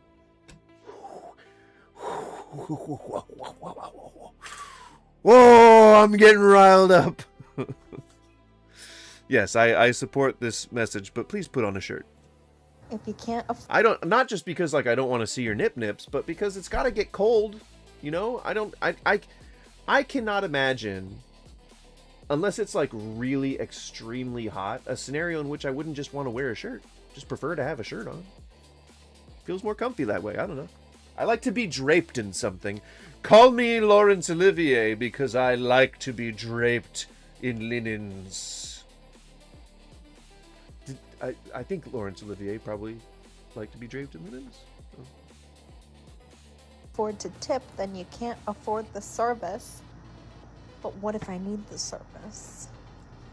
What? What if I need the service and I can't afford to tip and I can't afford the service, but I... No, if you need it, then that's not a thing that you would tip for. Who's making that argument? I don't think that anybody's making that argument. This is all, it's all, tipping is based on a convenience thing. It's like a bid for service. Need the service. Do you need to go out and eat? Not tipping makes the service more affordable. And I need... No, if you can't afford to go out and eat, then you can't, like, or if you can't afford to tip, then you cannot afford to go out and eat. Plain and simple. That's not a bad thing. Nobody gives a shit if you're poor. You just can't afford to go out and eat. Like, oh, well, I had to pay a different bill this, I had to incur a medical cost or something like that. I gotta keep the belt tight this week. Nobody cares. Then what? If you can't afford to tip, then you can't afford the... Nobody, tipping culture is ableist, you heard me. You don't need a service that you would normally tip for. I don't know what the fuck you think service that you need is forcing you to tip. That if they are, then that's like just crazy and like not representative of an entire fucking industry. That's insane. What is the service though?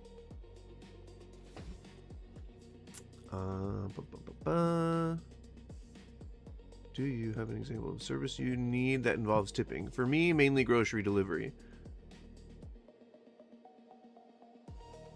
I mean, like your friends or family or medical professionals, anyone who is in service to you, like just by nature of you being there. Like, I mean, yeah, people sometimes don't have family, but like, if you just like zero mobility, like, are we saying that you can't even take public transit to go and get groceries? Are you just not? Are you located in a food desert? I mean, like those are disappearing as we continue to build grocery stores. But I mean, this was 2 days ago. Does it say, if you're doing Pilates, girl, if you're doing Pilates, then there's no service. You don't need grocery delivery. What the fuck? Look, 2 working legs. But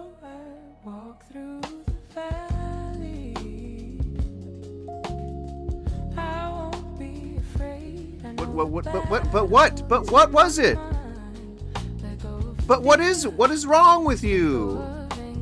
I know that people don't like just share normally, but like... I have to reply to this comment because I genuinely... Stupid ableist comments. Okay, but what? But... cannot believe that someone could be this dumb. Regardless of your personal situation, delivery services are considered luxuries. That sentence? Like, did you proofread? I think what you meant to say that depending on your situation, this grocery delivery is literally a necessity for them to survive. You also then came back with a grocery... No, actually, not from a premium delivery service. No. There are hospice services, there are hospital services, there are just government funded like people that get hired through these offices that come and help people who are disabled. Like it's not a desperate need for you to have fucking Grubhub or DoorDash deliver your groceries to you. It's not a desperate need for you to have Amazon deliver your groceries to you. Nobody is required to do any of that. You can call somebody who does these things for free, and you can have them do that if you are disabled. That's a different kind of situation, A. B, you're not required to get a premium delivery service to deliver to you if you're in a position where you need delivery in order to survive. First of all, nobody needs delivery to survive. I'm not going to just assume that you're ambulatory, but there are pictures of you standing up and moving around. Like, and you do Pilates, so I'm not sure. It may cause you immense pain or something like that. I can't just assume that I know your situation, but it's very reckless to start advocating against an entire industry, or at least advocating against an entire aspect of our social culture that we put onto an entire industry simply because you can't do that. Simply because you can't make the trip. If you can't tip, don't tip. And if we're in a position where you absolutely need this specific service and they expect a tip, then just don't tip. Nobody's gonna judge you for that. Nobody. Least of all the people involved in this chain of custody that apparently you need to survive. I just don't believe that it's a requirement that you are either physically unable to get somebody to do it or physically unable to do it yourself with all of the different services that we have that help the disabled. I mean, see, look. See, like, this, obviously, like, you have some mobility issues. Like, why not fucking, like, say that so that people could understand where you're coming from instead of just sounding like someone who's, well, because that's what gets views. God damn it, have I been rage baited? Can we settle this one? I might have been rage bait. This might have been rage bait. Because I'm starting to identify the markers, right? Like a lack of information, provocative phrasing, like, I can't believe anyone would ever expect me to tip for a service that I need. And then tipping culture is ableist. I feel like I'm being rage baited. Anyway, it's a bad take. Once and for all, are we tipping every single time? No, one TikTok is not going to settle anything once and for all. You are not that important. But go on. We go to a coffee shop. Why is it always coffee shops? Can we talk about something else, tipping wise, other than coffee shops? I think everybody's annoyed that they're being asked to tip at coffee shops. I don't think anybody isn't annoyed about that. You join the club. I tip whenever I go. Join the club. Go to my local coffee Join the club, lady. Because it's my local coffee shop. They know my name. They just. If you're gonna be a non-tipper, do not go to a place regularly. You need to rotate. You need to not go to a place regularly because they'll just start ignoring you. I mean, I think that's the most confrontational people have ever gotten in a place that I've ever been in management of or worked at. Like the most aggressive people have ever gotten is just by not going back to their table very often. And then like the second they order, you're like, okay, and then would you like the bill? Like, like if you know a person doesn't tip, you just automatically ask them if they'd like the bill. And if they do, then like you can be kind to them and you can be civil if they're being civil to you, and you can just let them hang out. But otherwise you can be like, all right, thank you, sir. And I didn't want to rush you guys along. I just want to let you know that we have a lot of reservations tonight. And then walk away. Oh, it's so vindictive and petty. Oh, I love it. Revenge. Give me service that I think is worth rewarding, but I don't go to my local. No, that's a bad way to look at it. Tips in like a lot of service positions are a very important portion of a person's wages. A very significant portion. Coffee shop every single day. I go to different coffee shops. and I feel embarrassed whenever I don't leave a tip. So I'm That's you. That's you. That's a problem that you must now deal with your $500 an hour therapist that the coffee person can't afford. That's your problem.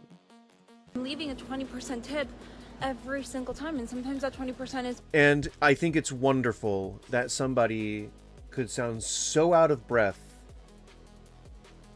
and look so skinny. Are you eating? I don't think she's eating, guys. Over $2. So is every. Oh, over $2! Oh my god! For a $6 cow, over $2? Oh my! That coffee was just under $10. Is that common? Is that like, hey, people who know the Skibbity language, people who are like Skibbity 67 and all that, can you confirm? Is that like normal? Is that a normal thing? For coffee to cost $10?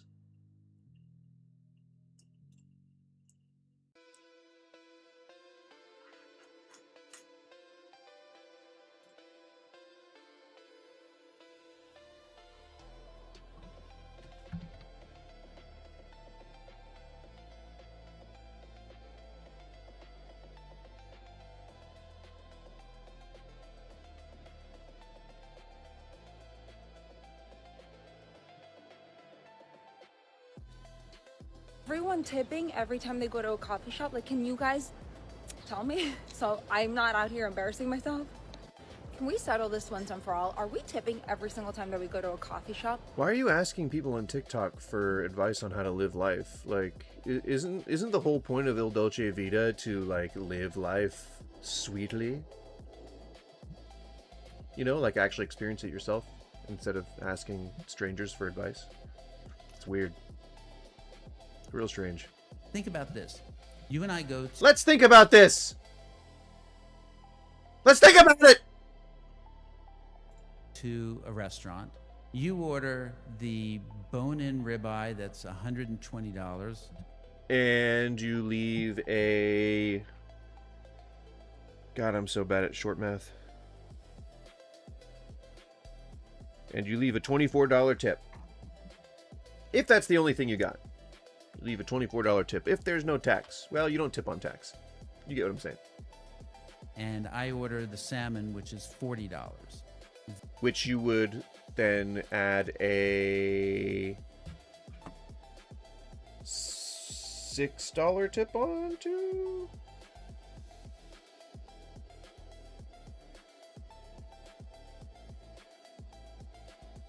$8, which you would then add an $8 tip onto. Go on.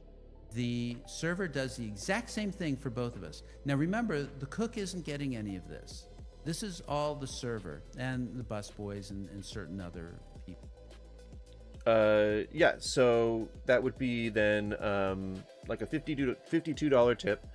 And they usually will tip out the busboy, they'll tip out the runner, they'll tip out the bartender, and they will tip out any janitorial staff like dishwashers or porters, all of which deserve to get tipped out.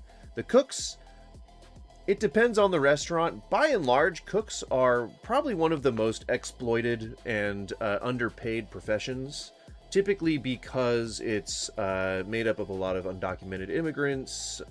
It's usually people who are getting paid under the table, family members, things like that. And corruption is rampant. Sexism, racism, homophobia, transphobia, all that kind of shit. Any ism is typically really well represented in restaurant ownership. Even like interracial racial tensions are encouraged and espoused in the back of the house. And so it's a really toxic environment. And so it's also underpaid, which is why cooking is one of the most soul-killing professions that you could ever work. That's why, you know, cooks, they always get the 1,000-yard stare that I always talk about. But I would say maybe like half the cases, unfortunately, it should be this way across the board. But in about half the cases, cooks will either get tipped out or they make enough that they don't need to get tipped out. And again, that is the minority. It usually is, way more exploitative for the cook than it is for even the sous chef or the chef or any of the front of the house staff or the management. So the cook's usually the most shit upon role in a restaurant, which sucks. Host and barback would also be pretty equally shit upon in a restaurant. They do share some tips. But in general, it's for the server. The server did the exact same job bringing the salmon as the steak. But they're getting 20% of $120 and 20% of the $40. Okay, so then why not just make the dishes? What? Exact same job. Why did I mute you? 20% of... I meant to pause you. So, I mean, arguably, you could just twist these words into making the salmon the same as the steak dish. Why don't they cost the same? You know, it takes just as much effort to go and get the permits and get the boats and hire the crew and get them all trained up and get all the equipment and get out to the right spot in the water to get to the salmon fishing, or go to the river with, you're still a crew that you'd have to go with, like, get the permits, get all the rights, the spots along the river where you're going to do the cast and land sort of stuff. Arguably, the cowboy cut ribeye should be costing the same as the salmon. Why aren't you arguing for that? Why aren't you arguing for the owner to be charging the same amount for a ribeye as a salmon? That would make either the salmon really expensive or the ribeye really cheap. That seems like a good point of contention for you if your opinion is that things cost too much or that there's too much additional charges to worry about.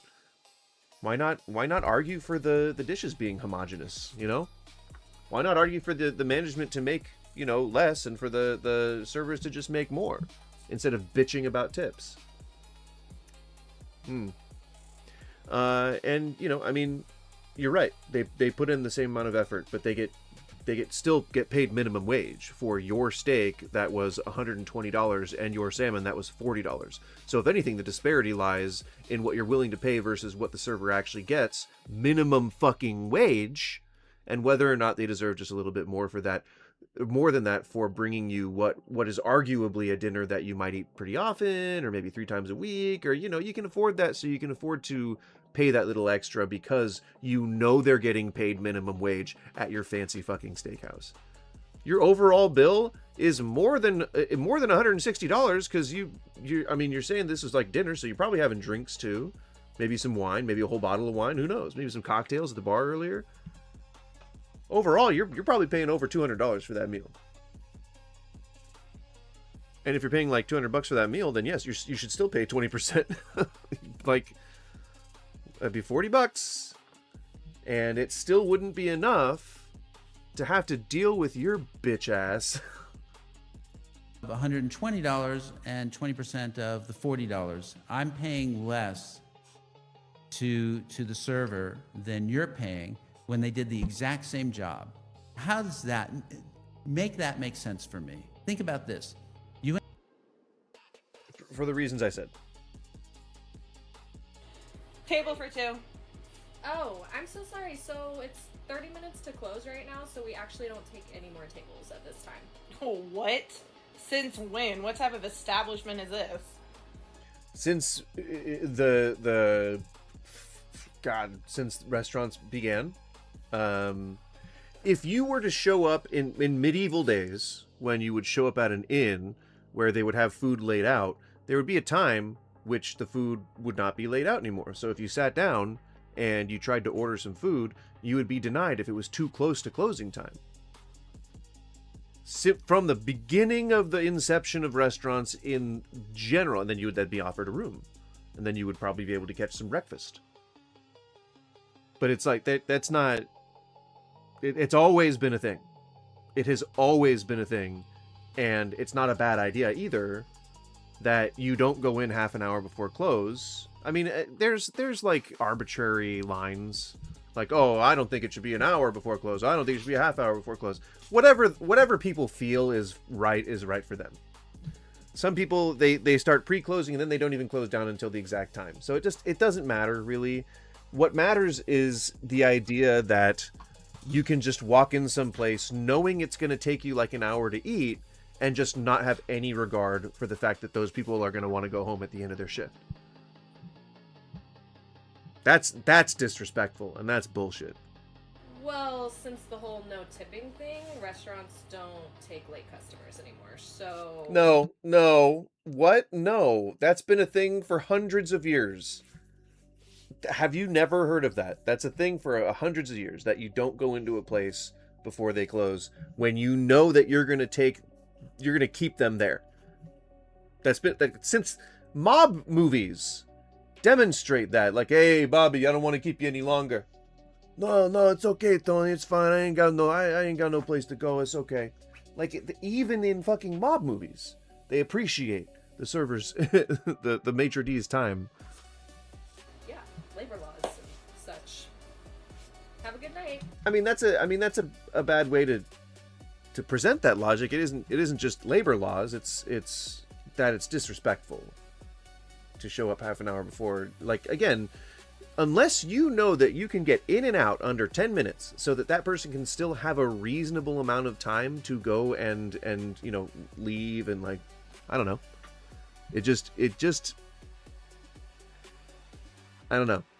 It just doesn't ring respectful to me. Nah, host is easy. I mean, I guess it's kind of easy. You still have to coordinate with the rest of the servers, just tell them which section their tables are in and lead people to tables and shit. I don't know. I guess it is easy, but like, I don't know. It depends on how much responsibility you have. Depends on what other work you have to do, you know? How's your food tasting? This well done steak is Forgive the bad acting. disgusting, and I need you to take it Well done steak is disgusting. Yep, that's what you ordered. back and give me a new one immediately.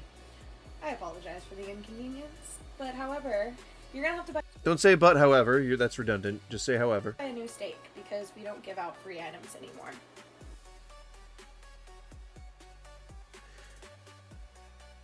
Oh dear. Scenarios that never happened, right, Skippy?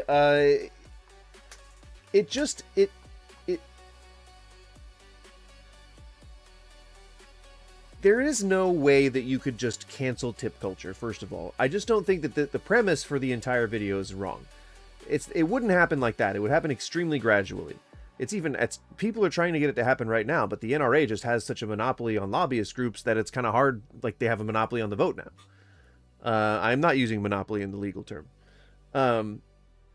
So that's just probably never going to happen. But this is all just implausible. I don't know. It's hard to really assess a lot of this, knowing that it's like a universe in which people have stopped tipping altogether. Oh, it's 8 o'clock. But whether or not you tip has nothing to do with whether or not the service is at a basic level. You know, like you just work a job. Like, the tip isn't the reason why you work the job. You work the job and then you receive a tip as payment.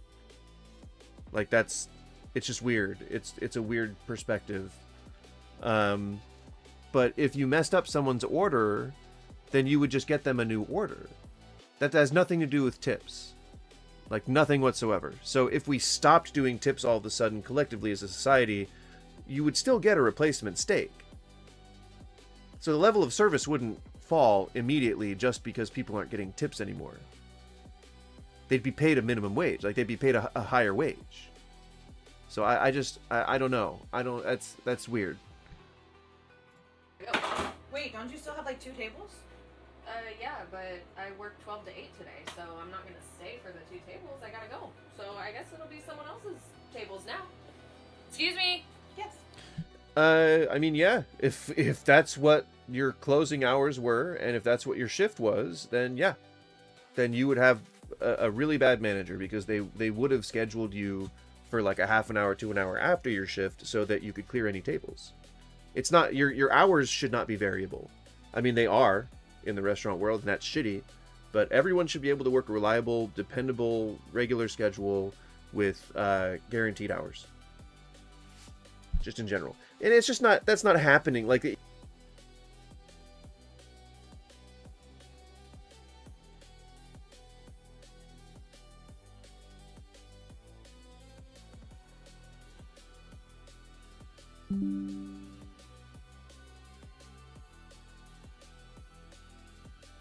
really got to figure out this, what you call it, this G4 NVIDIA broadcast thing. Maybe just don't use broadcast, I guess. But I can't get the green screen thing if I don't use broadcast. I guess I could just use my actual green screen. I use this because I'm lazy and I don't want to put up my green screen every day. What can you do? You can't do nothing. Where's my refill? You need a refill? Yes. Okay, that's gonna be $4.79 today. Why would we start all of a sudden just charging for things that we weren't charging for before if tipping stopped? You would just raise prices across the board, but that doesn't mean you would start charging for water. It's weird. It's a weird, that's just a random thing to add into nothing. That, like, you just raise prices across the board. Like, what? Alright, here's that grilled shrimp for you. I need cocktail sauce. Oh, I'm sorry, we don't have cocktail sauce. Well, you're a server, so make it for me. I need cocktail sauce. I'm sorry, we have a house-made sauce that comes... I mean, no one would ever, like, say yes to that. Like, I'm not gonna make cocktail sauce. Well, I guess people would say, yeah, maybe like a family restaurant if like a kid was like, I want cocktail sauce, and they're like being like a little bitch baby. Yes, that's right. I called a kid a little bitch baby, but it's a hypothetical kid. And they're being like a little piece of shit, and they just like won't shut up. Then sure, you know, sure. Maybe you would go to the back and you'd very nicely ask your server, hey, I'm so sorry, but is there any way that you guys could give us some cocktail sauce? And they're like, oh, we don't have cocktail sauce. And then you would be like, you would be proactive and you would say, okay, let me see if I can look it up, and if maybe we can like mix it together or something like that. I throw a little extra money your way, whatever. But I mean, that's a rude customer, right? So the rude customer, you would just not acknowledge, you would not help them, you would be like, I'm not going to do that, or like I would appreciate if you use a better tone, or like I'm afraid I'm going to have somebody else serve you, or something like that. Like pass them off to somebody. Like you wouldn't just handle a rude customer by doing nothing, right? with our shrimp, but we don't have cocktail sauce. You're a server. Go make it. But again, nobody would ever be talking like exactly like that. Like, you're a server, can you make it for me? It would be like a really rare occurrence where you would ask a server to make you cocktail sauce. It's your job. Nope, and that doesn't fall within the purview of their job at all whatsoever. Servers are not cooks. My job is to serve you, that is correct. So I gave you our grilled shrimp that you ordered with our house-made sauce, and I also refilled your beverage. So... well within your responsibilities. If you want me to stop serving my other tables to make you cocktail sauce, I'm so sorry, but I'm not going to be able to do that tonight. But if you want to buy another refill, I can grab that for you. But why would this be a product of canceling tip culture? Everyone would be getting paid a livable wage, and you wouldn't really be having to worry about this, like making a cocktail sauce. Like, and if you wanted to, you could. Like, if you're a server that just wants to go and do that for your customer, you can do that. It doesn't matter if you're expecting a tip or not. Like that. Servers don't just work because they know they're getting tipped. They work because it's a fucking job, you absolute cavemen. God damn. People are so fucking Table weird. for two. Oh, I'm so sorry. So it's... Your total is going to be 25. Who's making that argument? That 15% tip. It's $3.89. Can I just give you cash? Hold up, hang on. So your total is going to be $25.91, and then when you do that 15% tip, it's $3.89. Okay, so your total is, did you say $3.91? Your total is going to be $25.91, and then when you do that... $25.91. Roll your eyes at the actual price of the thing that you just bought, but okay. That 15% tip, it's... which is fair. 15% tip. You could facially wax yourself. That's a thing that you could be doing yourself, that you're choosing to do conveniently by utilizing the service of somebody else. Somebody else's hands are doing it. So therefore, tipping is pretty normal for that. I don't know if she's asking for one on top of it, but we shall see. 9. Can I just give you cash? Yeah, that doesn't absolve you from leaving a tip, but go ahead. Sorry, I already ran it through. Which would be customary if you left a card at the front and didn't indicate that you were paying in cash. Why? Because if you left your card at the front and you didn't indicate that you were paying with cash, then they were just going to swipe your card. Don't you usually give the customer a choice? Well, that's A choice for what? just the most popular option. So your total is going to be $25.91, and then you... Oh, I get it. Okay, so this is just like a made-up scenario where someone went and added a tip on their own. That never happened. So, there you go. I'm not saying that has never happened. I'm saying that didn't happen to this person.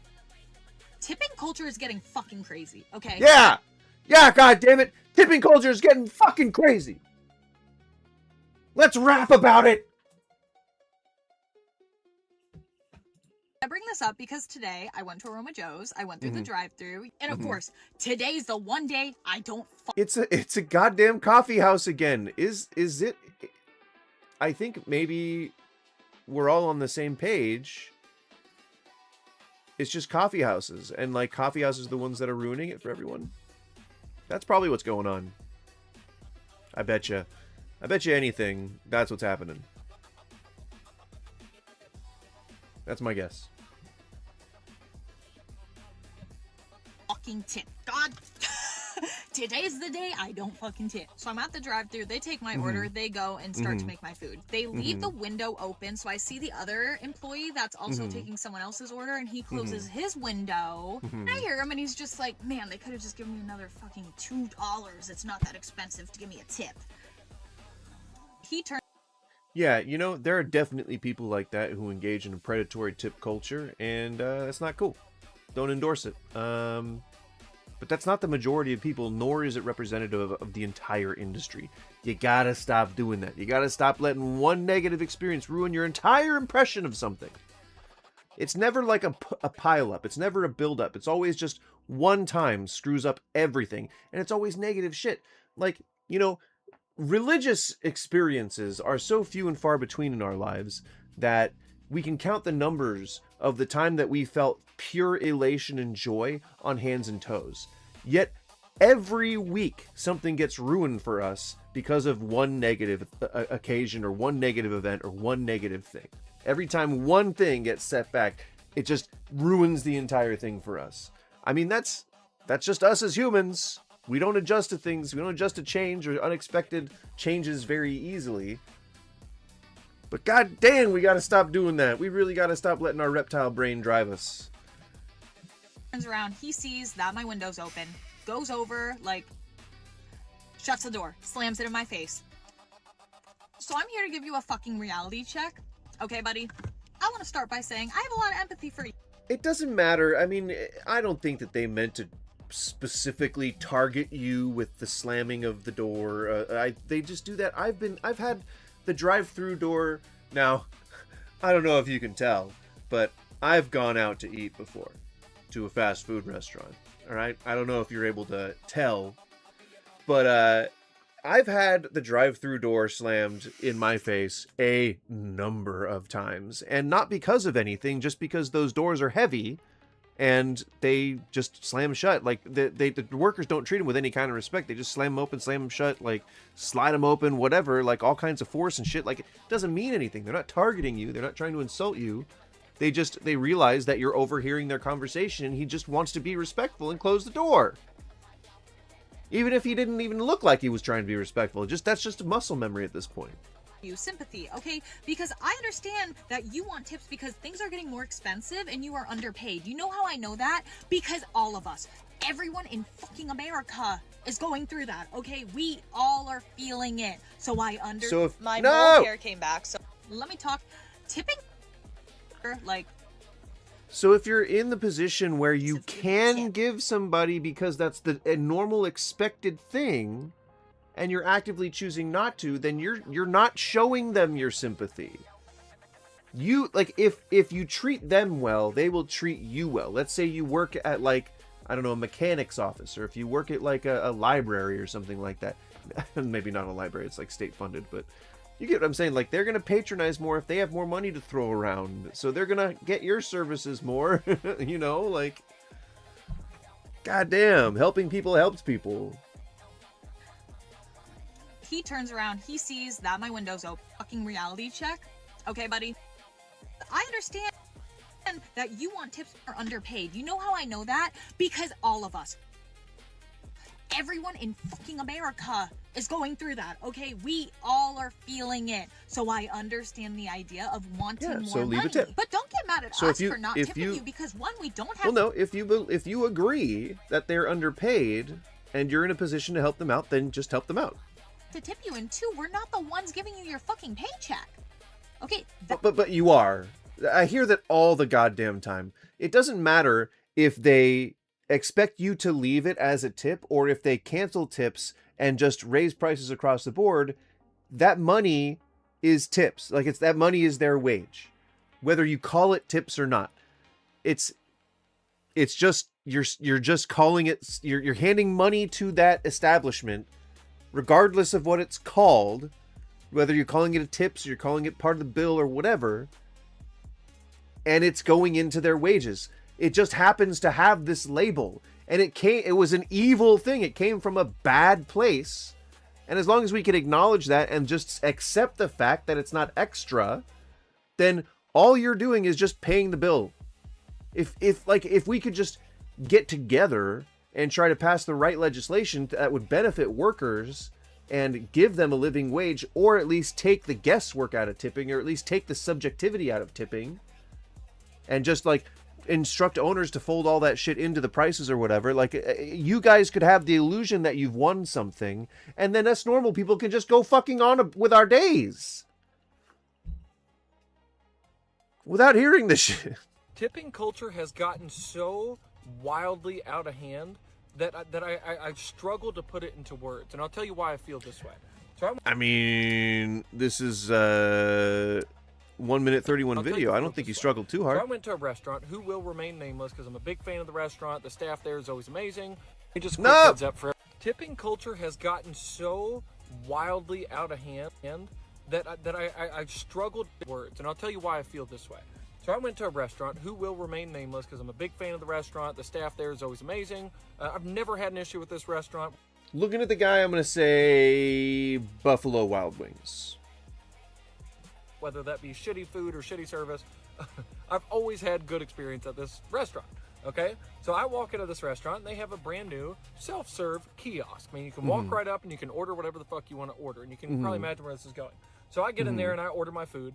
I pick out what I want. I get the drink that I want, and then I, click credit card. I'm gonna be paying with that, and it asks me, do I want to leave a 20, a 25, or a 30% tip for the or zero. You can just leave a 0 tip. That's fine. self-serve fucking kiosk? Okay, so obviously I click no. You notice how it's always people who are getting mad at the idea of these things and who aren't actually being, like, having a gun held up to their head and being forced to do these things. And it's a scenario where they very easily could just say the word no, but instead are choosing to later go onto social media to bitch about it. Real strong convictions there, guys. No tip. And mind you, this might sound a little dramatic, but I want to give you the whole picture. It's also self-serving drink station. It's also, when you get done eating, you're supposed to take your dishes to the trash can, wipe out the dishes as best you can, and stack the dishes, which I always do if that's the case in the restaurant.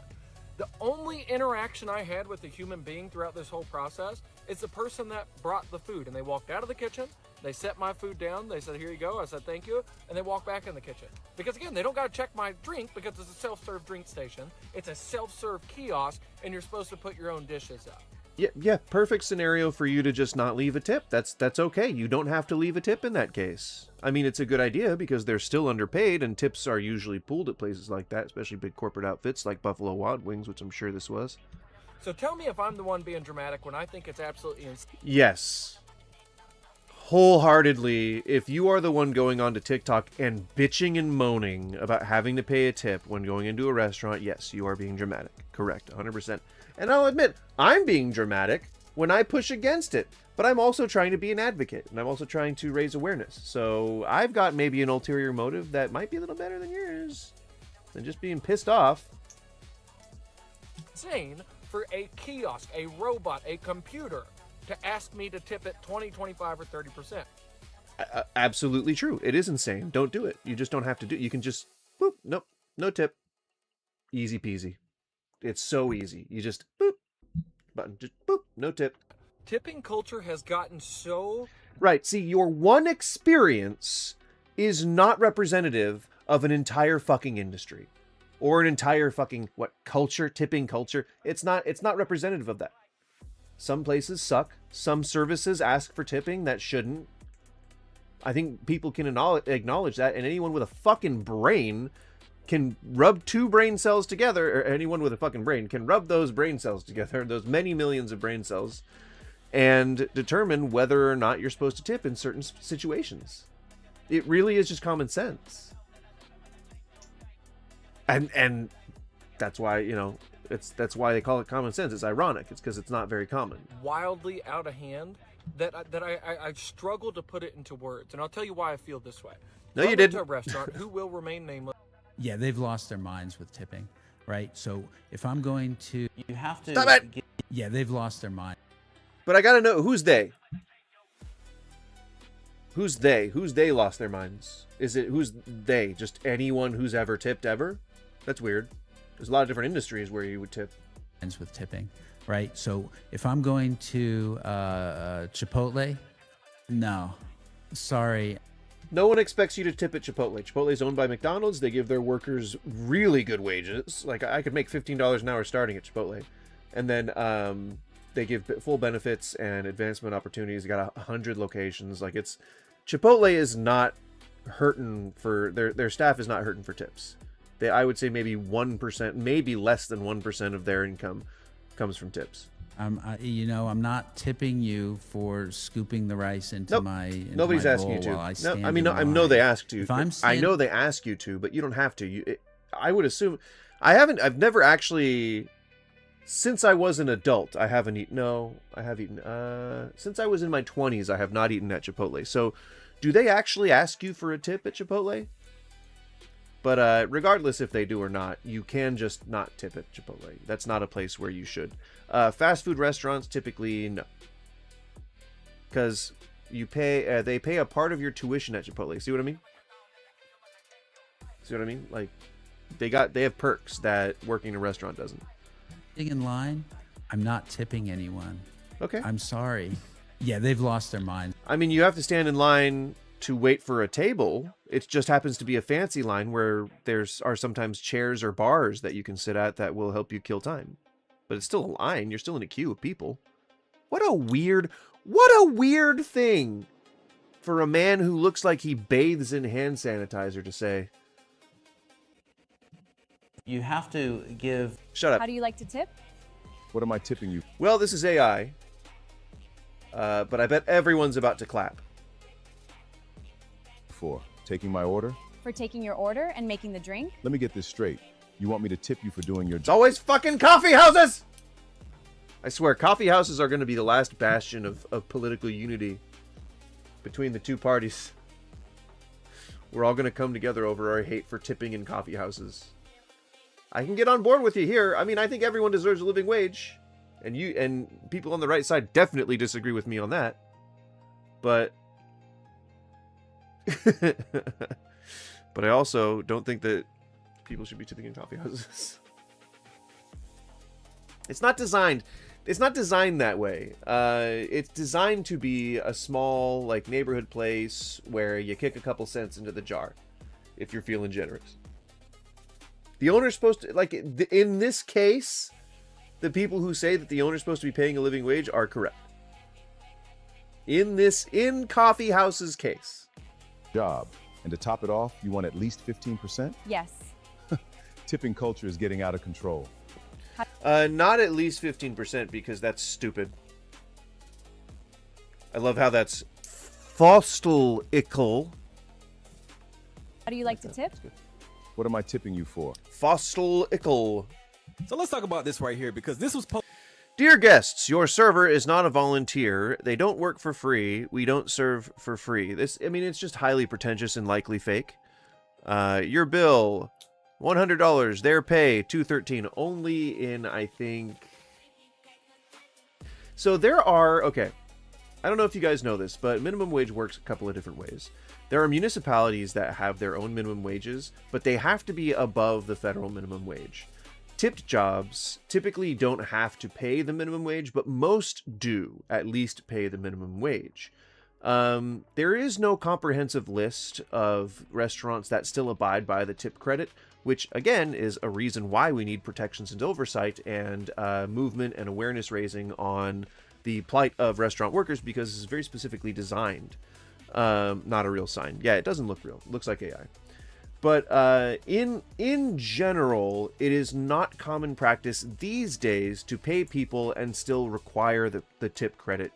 But this leads to a lot of corruption and exploitation in the way that you can essentially name the price of what you're going to pay your server down to your down to the state's minimum if they wanted to. So they could like dock your pay, they could hold your pay, and it wouldn't technically be illegal because nobody's going to enforce it, but it is straight up illegal. But there are definitely more places that pay people at least their local municipality's minimum wage these days, and especially more than back in the day. Back in the day, it used to be pretty common practice for restaurants to only pay the federal minimum wage because they could then get the tax credit. Because typically a waiter could make a lot more than they could normally, and yet this has kind of changed, like, I would say even as recent as post-COVID, where tipping culture fatigue has reached an all-time peak, and people are not only holding out for better paid positions as servers, but also getting more and more angry about having to pay those types of quote-unquote hidden fees.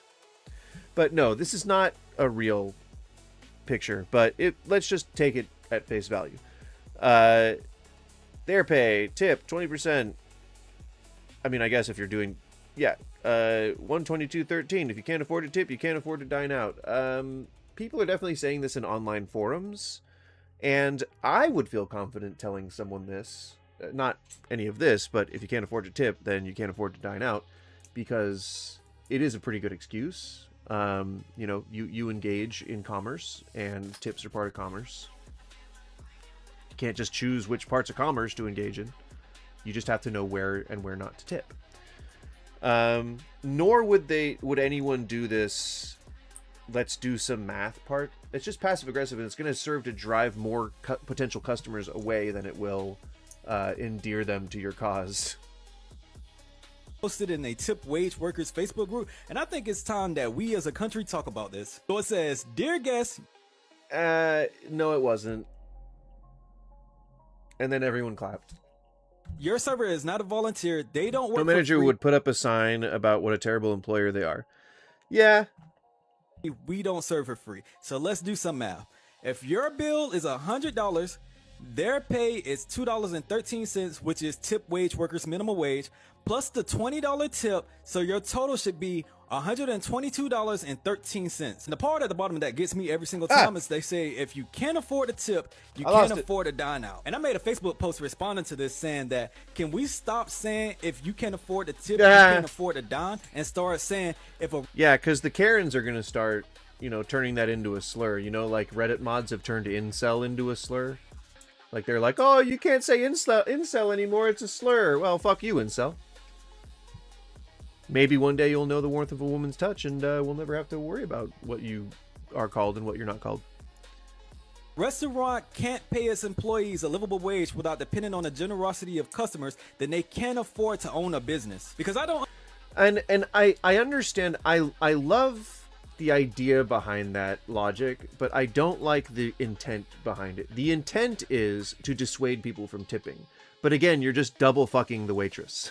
The waitress is already getting fucked by an employer who doesn't want to pay them, and then you're fucking them because you don't want to help them out. You don't you feel sorry for them, but you're not going to start advocating for them. What a weird twisted thing. It's like people who condone violence against, you know, any kind of minority.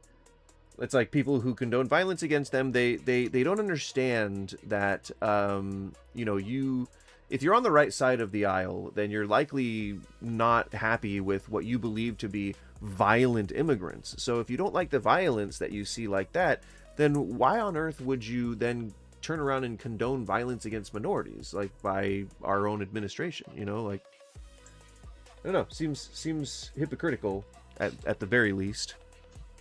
Understand how billion-dollar companies tricked tip wage workers into believing that the customers are the problem for not wanting to pay extra on top of the bill we already paid, and not the billion-dollar companies that should be paying their employees a livable wage. It's only in America. I think you said the same thing twice. We gotta deal with there? BS like. But this was a good point. I don't know how billion-dollar companies tricked their employees into believing they were the problem for not tipping instead of them for not paying their employees properly. He twisted this into his own message where he said, make their customers feel bad. This is a good point. What he said is not. He's shifting the battle to be between the customers and the servers. That's not who's supposed to be fighting here. It's supposed to be everyone versus owners. It's supposed to be everyone versus corrupt lawmakers. It's supposed to be everyone versus corporations. Fuck, man. Suck their dick harder, man.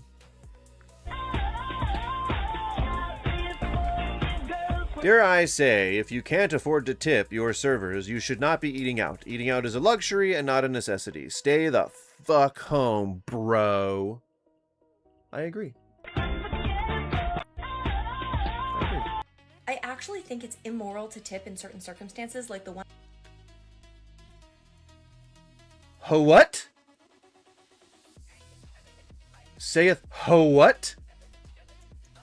I'm about to show you. You are actively making the world a worse place to live by allowing yourself to be guilted into tipping for things where we don't already have an established norm for tipping, because you're contributing to predatory practices. And I'm sorry. No! No! If you choose not to tip, you are double fucking the people who you're pretending to have sympathy for. Dear Lord. And you're sitting there wearing a fucking cross necklace. God damn, what a bad Christian you are. Or I guess maybe what a good Christian you are, because Christians are kind of fucked up. It's okay. I guess you're being a perfect Christian. You're being exactly the kind of Christian you're supposed to. Posting it to social media while doing nothing about it in reality, don't do it for me. Can't help but feel your heart isn't in it. I know. Someone, like, the reason I've been on this, like, anti-tipper kick lately, last couple of days, is because I argue a lot in the subreddit for those tipping subs. I have to keep making spoof accounts because they keep banning me. I mean, my friends and family are doing it on my behalf. I would not ever admit to ban evasion on Reddit. But so, like, they will argue and be really angry and stuff, but then they'll ask me, like, what I'm doing in order to advocate in reality for these people. And I'm like, well, I go to my city council meetings and I vote and I stump for, you know, the people that put these things onto legislation. So I'm actually working towards the goal. And I don't know where my point was here. Damn it. That's what happens when you have ADHD. Full blown. But they're not like doing. Oh, then they ask me if I'm like advocating for minimum wage workers too, and I'm like, bitch, yes. When I say everyone deserves to make a living wage. I mean, everyone. There's no caveats to that. Some of it is actually predatory. Like this guy posted that he stayed at an Airbnb and got this message afterwards saying that they, quote, expect a tip from their guests, which is... This is such... I feel like this is propaganda. Like, this is just false. I don't think this is real.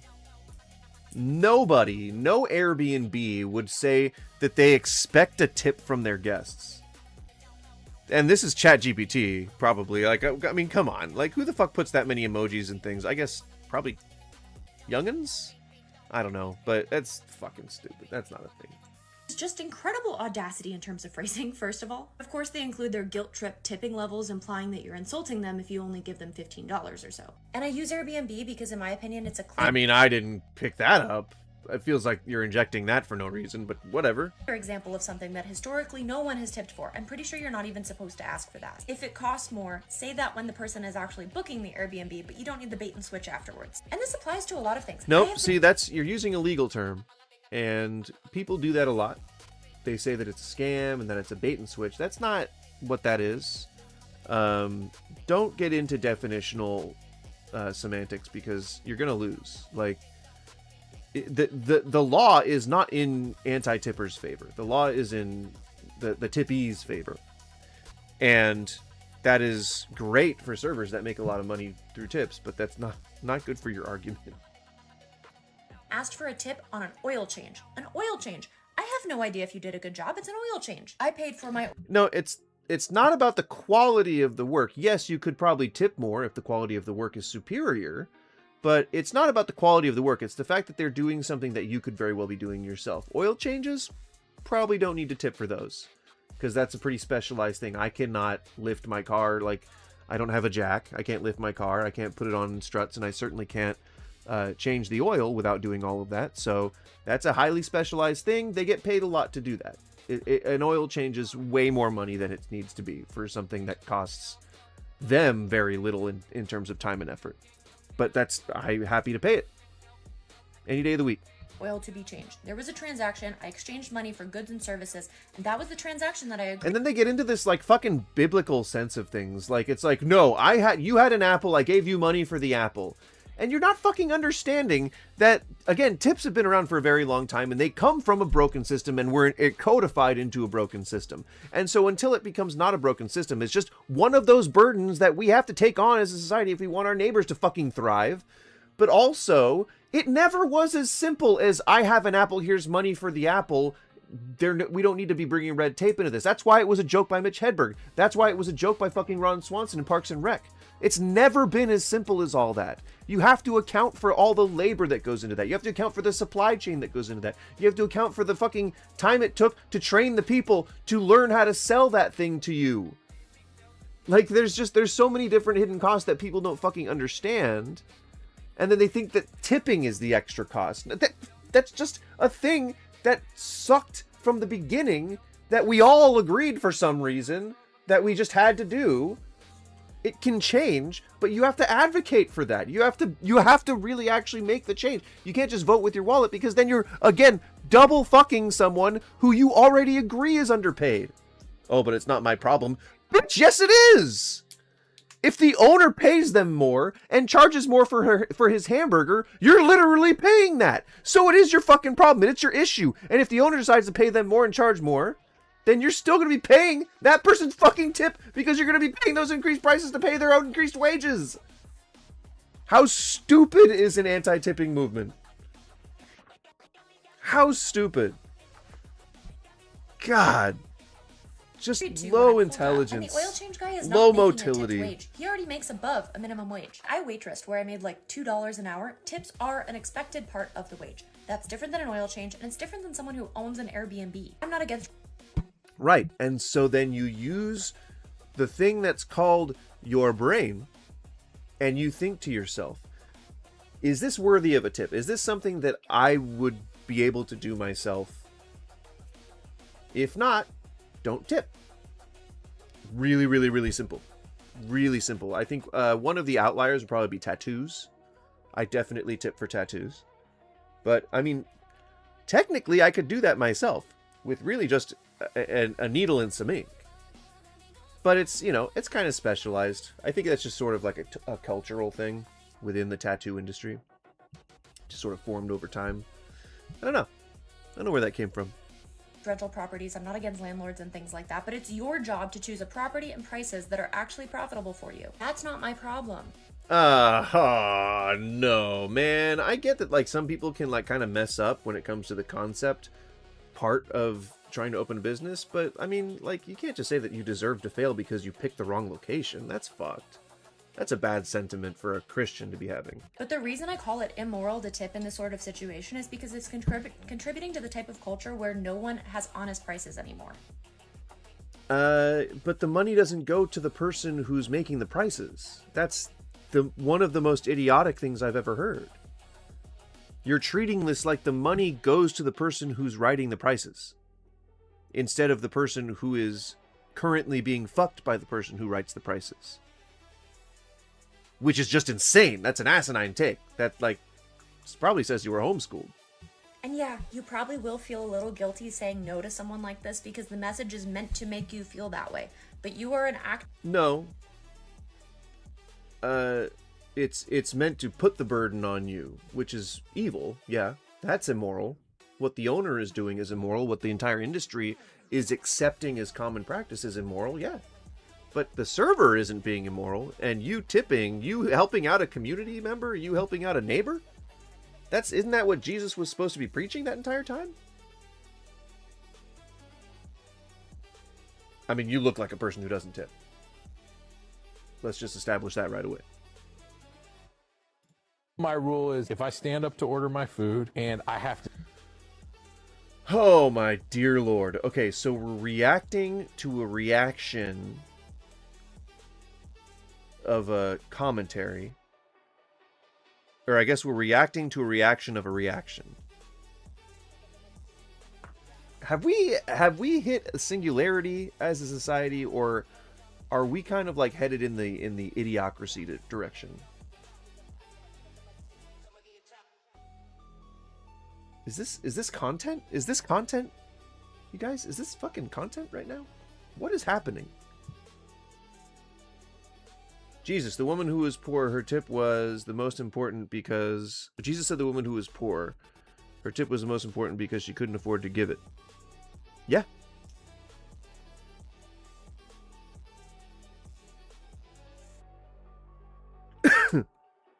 Oh no, my wife is asking me which nachos I want more. Every single place that we have been to for nachos... Let me fucking tell you this. Let me fucking tell you this right now, up nice and close, all sultry and shit. Every place that we have been to for Nacho Week has been fucking delicious. Delicious. Is this content went out of business, unfortunately? Yeah. And Goose's Goods isn't doing so good either. Every place that we've gone to for nachos has been super good, and the first two we went to, the portions were insanely big.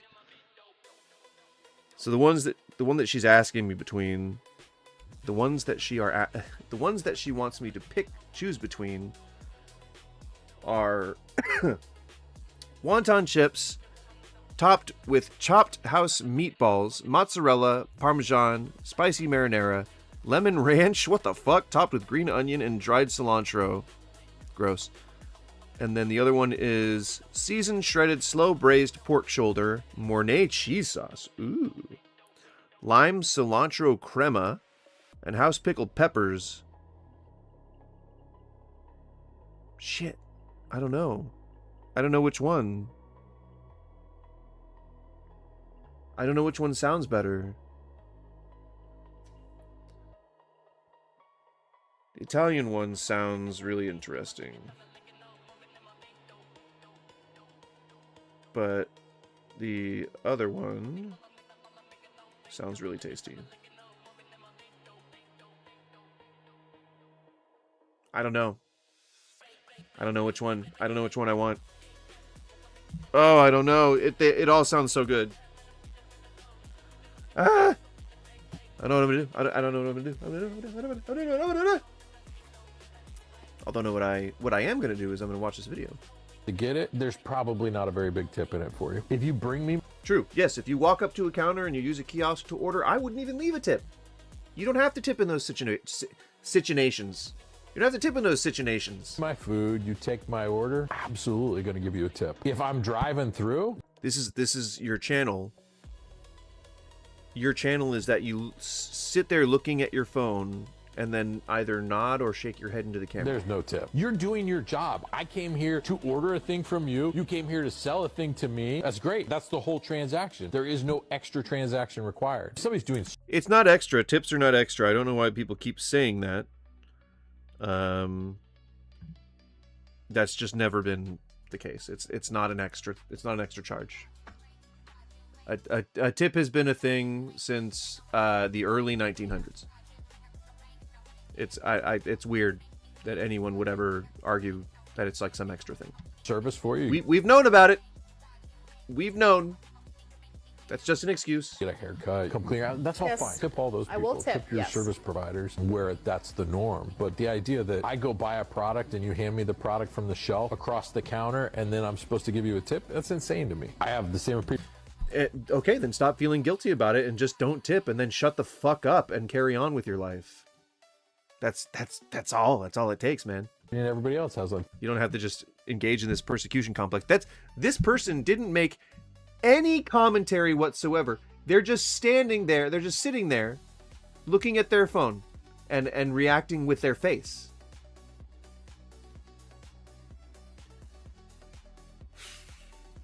How many followers do they have? 24.9 thousand followers.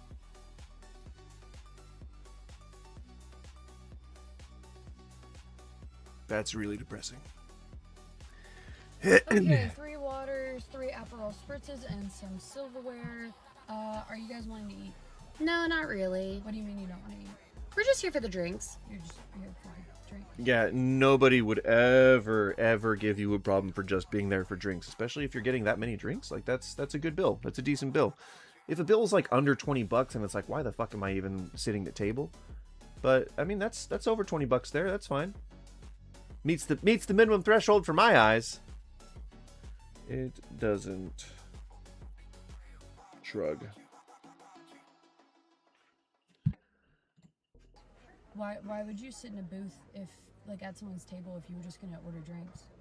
Nobody would ever approach you with this line of reasoning. Ever. Especially if you're sitting at places with booths. You fucking basic B word. I'm gonna stop just calling women bitches because I think people think that like I'm directly calling them a bitch, but I append bitch to a lot of things that I say. It's really nondescript and non-specific, but I just don't want that. I don't want those optics out there, so I'm just gonna stop saying bitch so often. Well, can we order drinks with you? Yeah, but like that's what the bar is for. We don't want to. That's what the bar is for. Right, and then now you're having a conversation between 2 6-year-olds, but please go off, Queen, I guess. Or that's what the bartenders do, is they make drinks for people who just want drinks. Well, we might order food. I don't care if you might order food. You might order food at the bar too. You don't have to.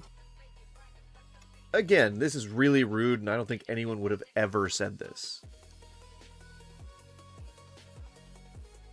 So I don't think you would be saying this if you didn't get tips. I think that you're doing this so that you can either rile people up or because you don't like tipping. Yeah, just saying. Because you want a seemingly more comfortable place to sit. The booths are not more comfortable. They're not. They're actually more rigid than most of the chairs. We don't want to move. Well, I don't really care if you guys don't want to move because I'm not serving you guys. Nope. So when tipping stops, the serving stops. I mean, when tipping ends, if you didn't get tips, then you would probably be getting a higher wage, and you would probably have benefits, and you'd have guaranteed hours, and you'd have guaranteed shifts, so you wouldn't be as unhappy because you'd be making a decent living. It's just... So there'd be no reason for the service, the level of service to go down.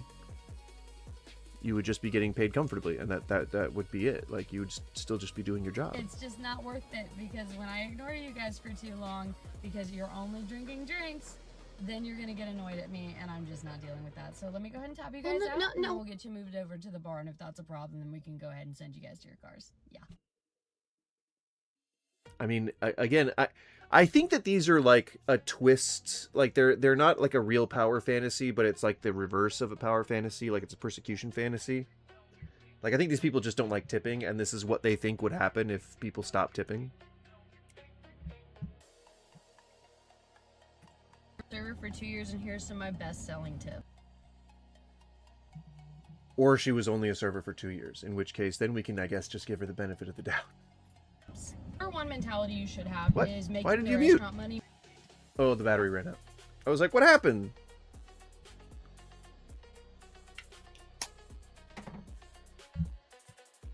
Make you money. That means hitting your upsells, upselling on drinks, adding, you know, toppers to a steak or an extra side or a loaded side.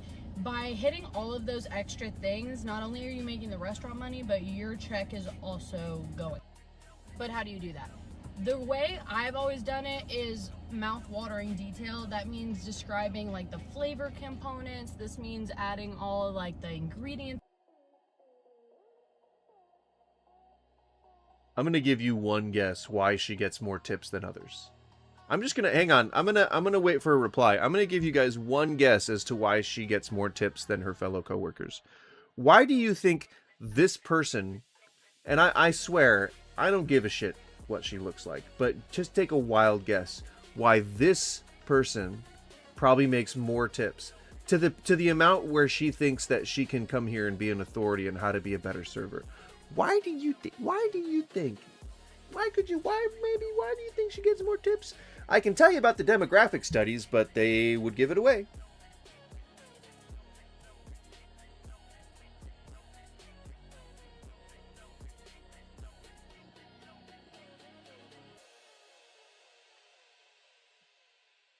Nobody knows. Nobody has any guesses as to why she gets more tips.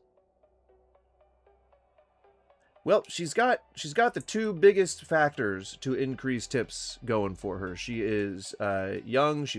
All three of the factors. She's young, she's a girl, and she's pretty.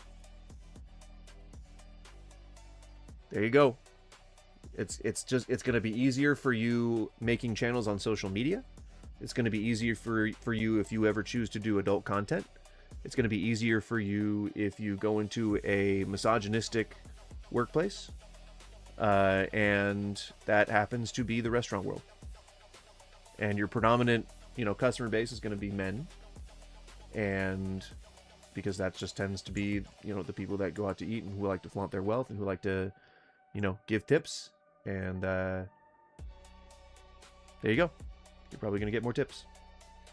But it doesn't mean that you're better at the job than anybody else, especially if you've only been doing it, or especially if you've only been doing it for 2 years.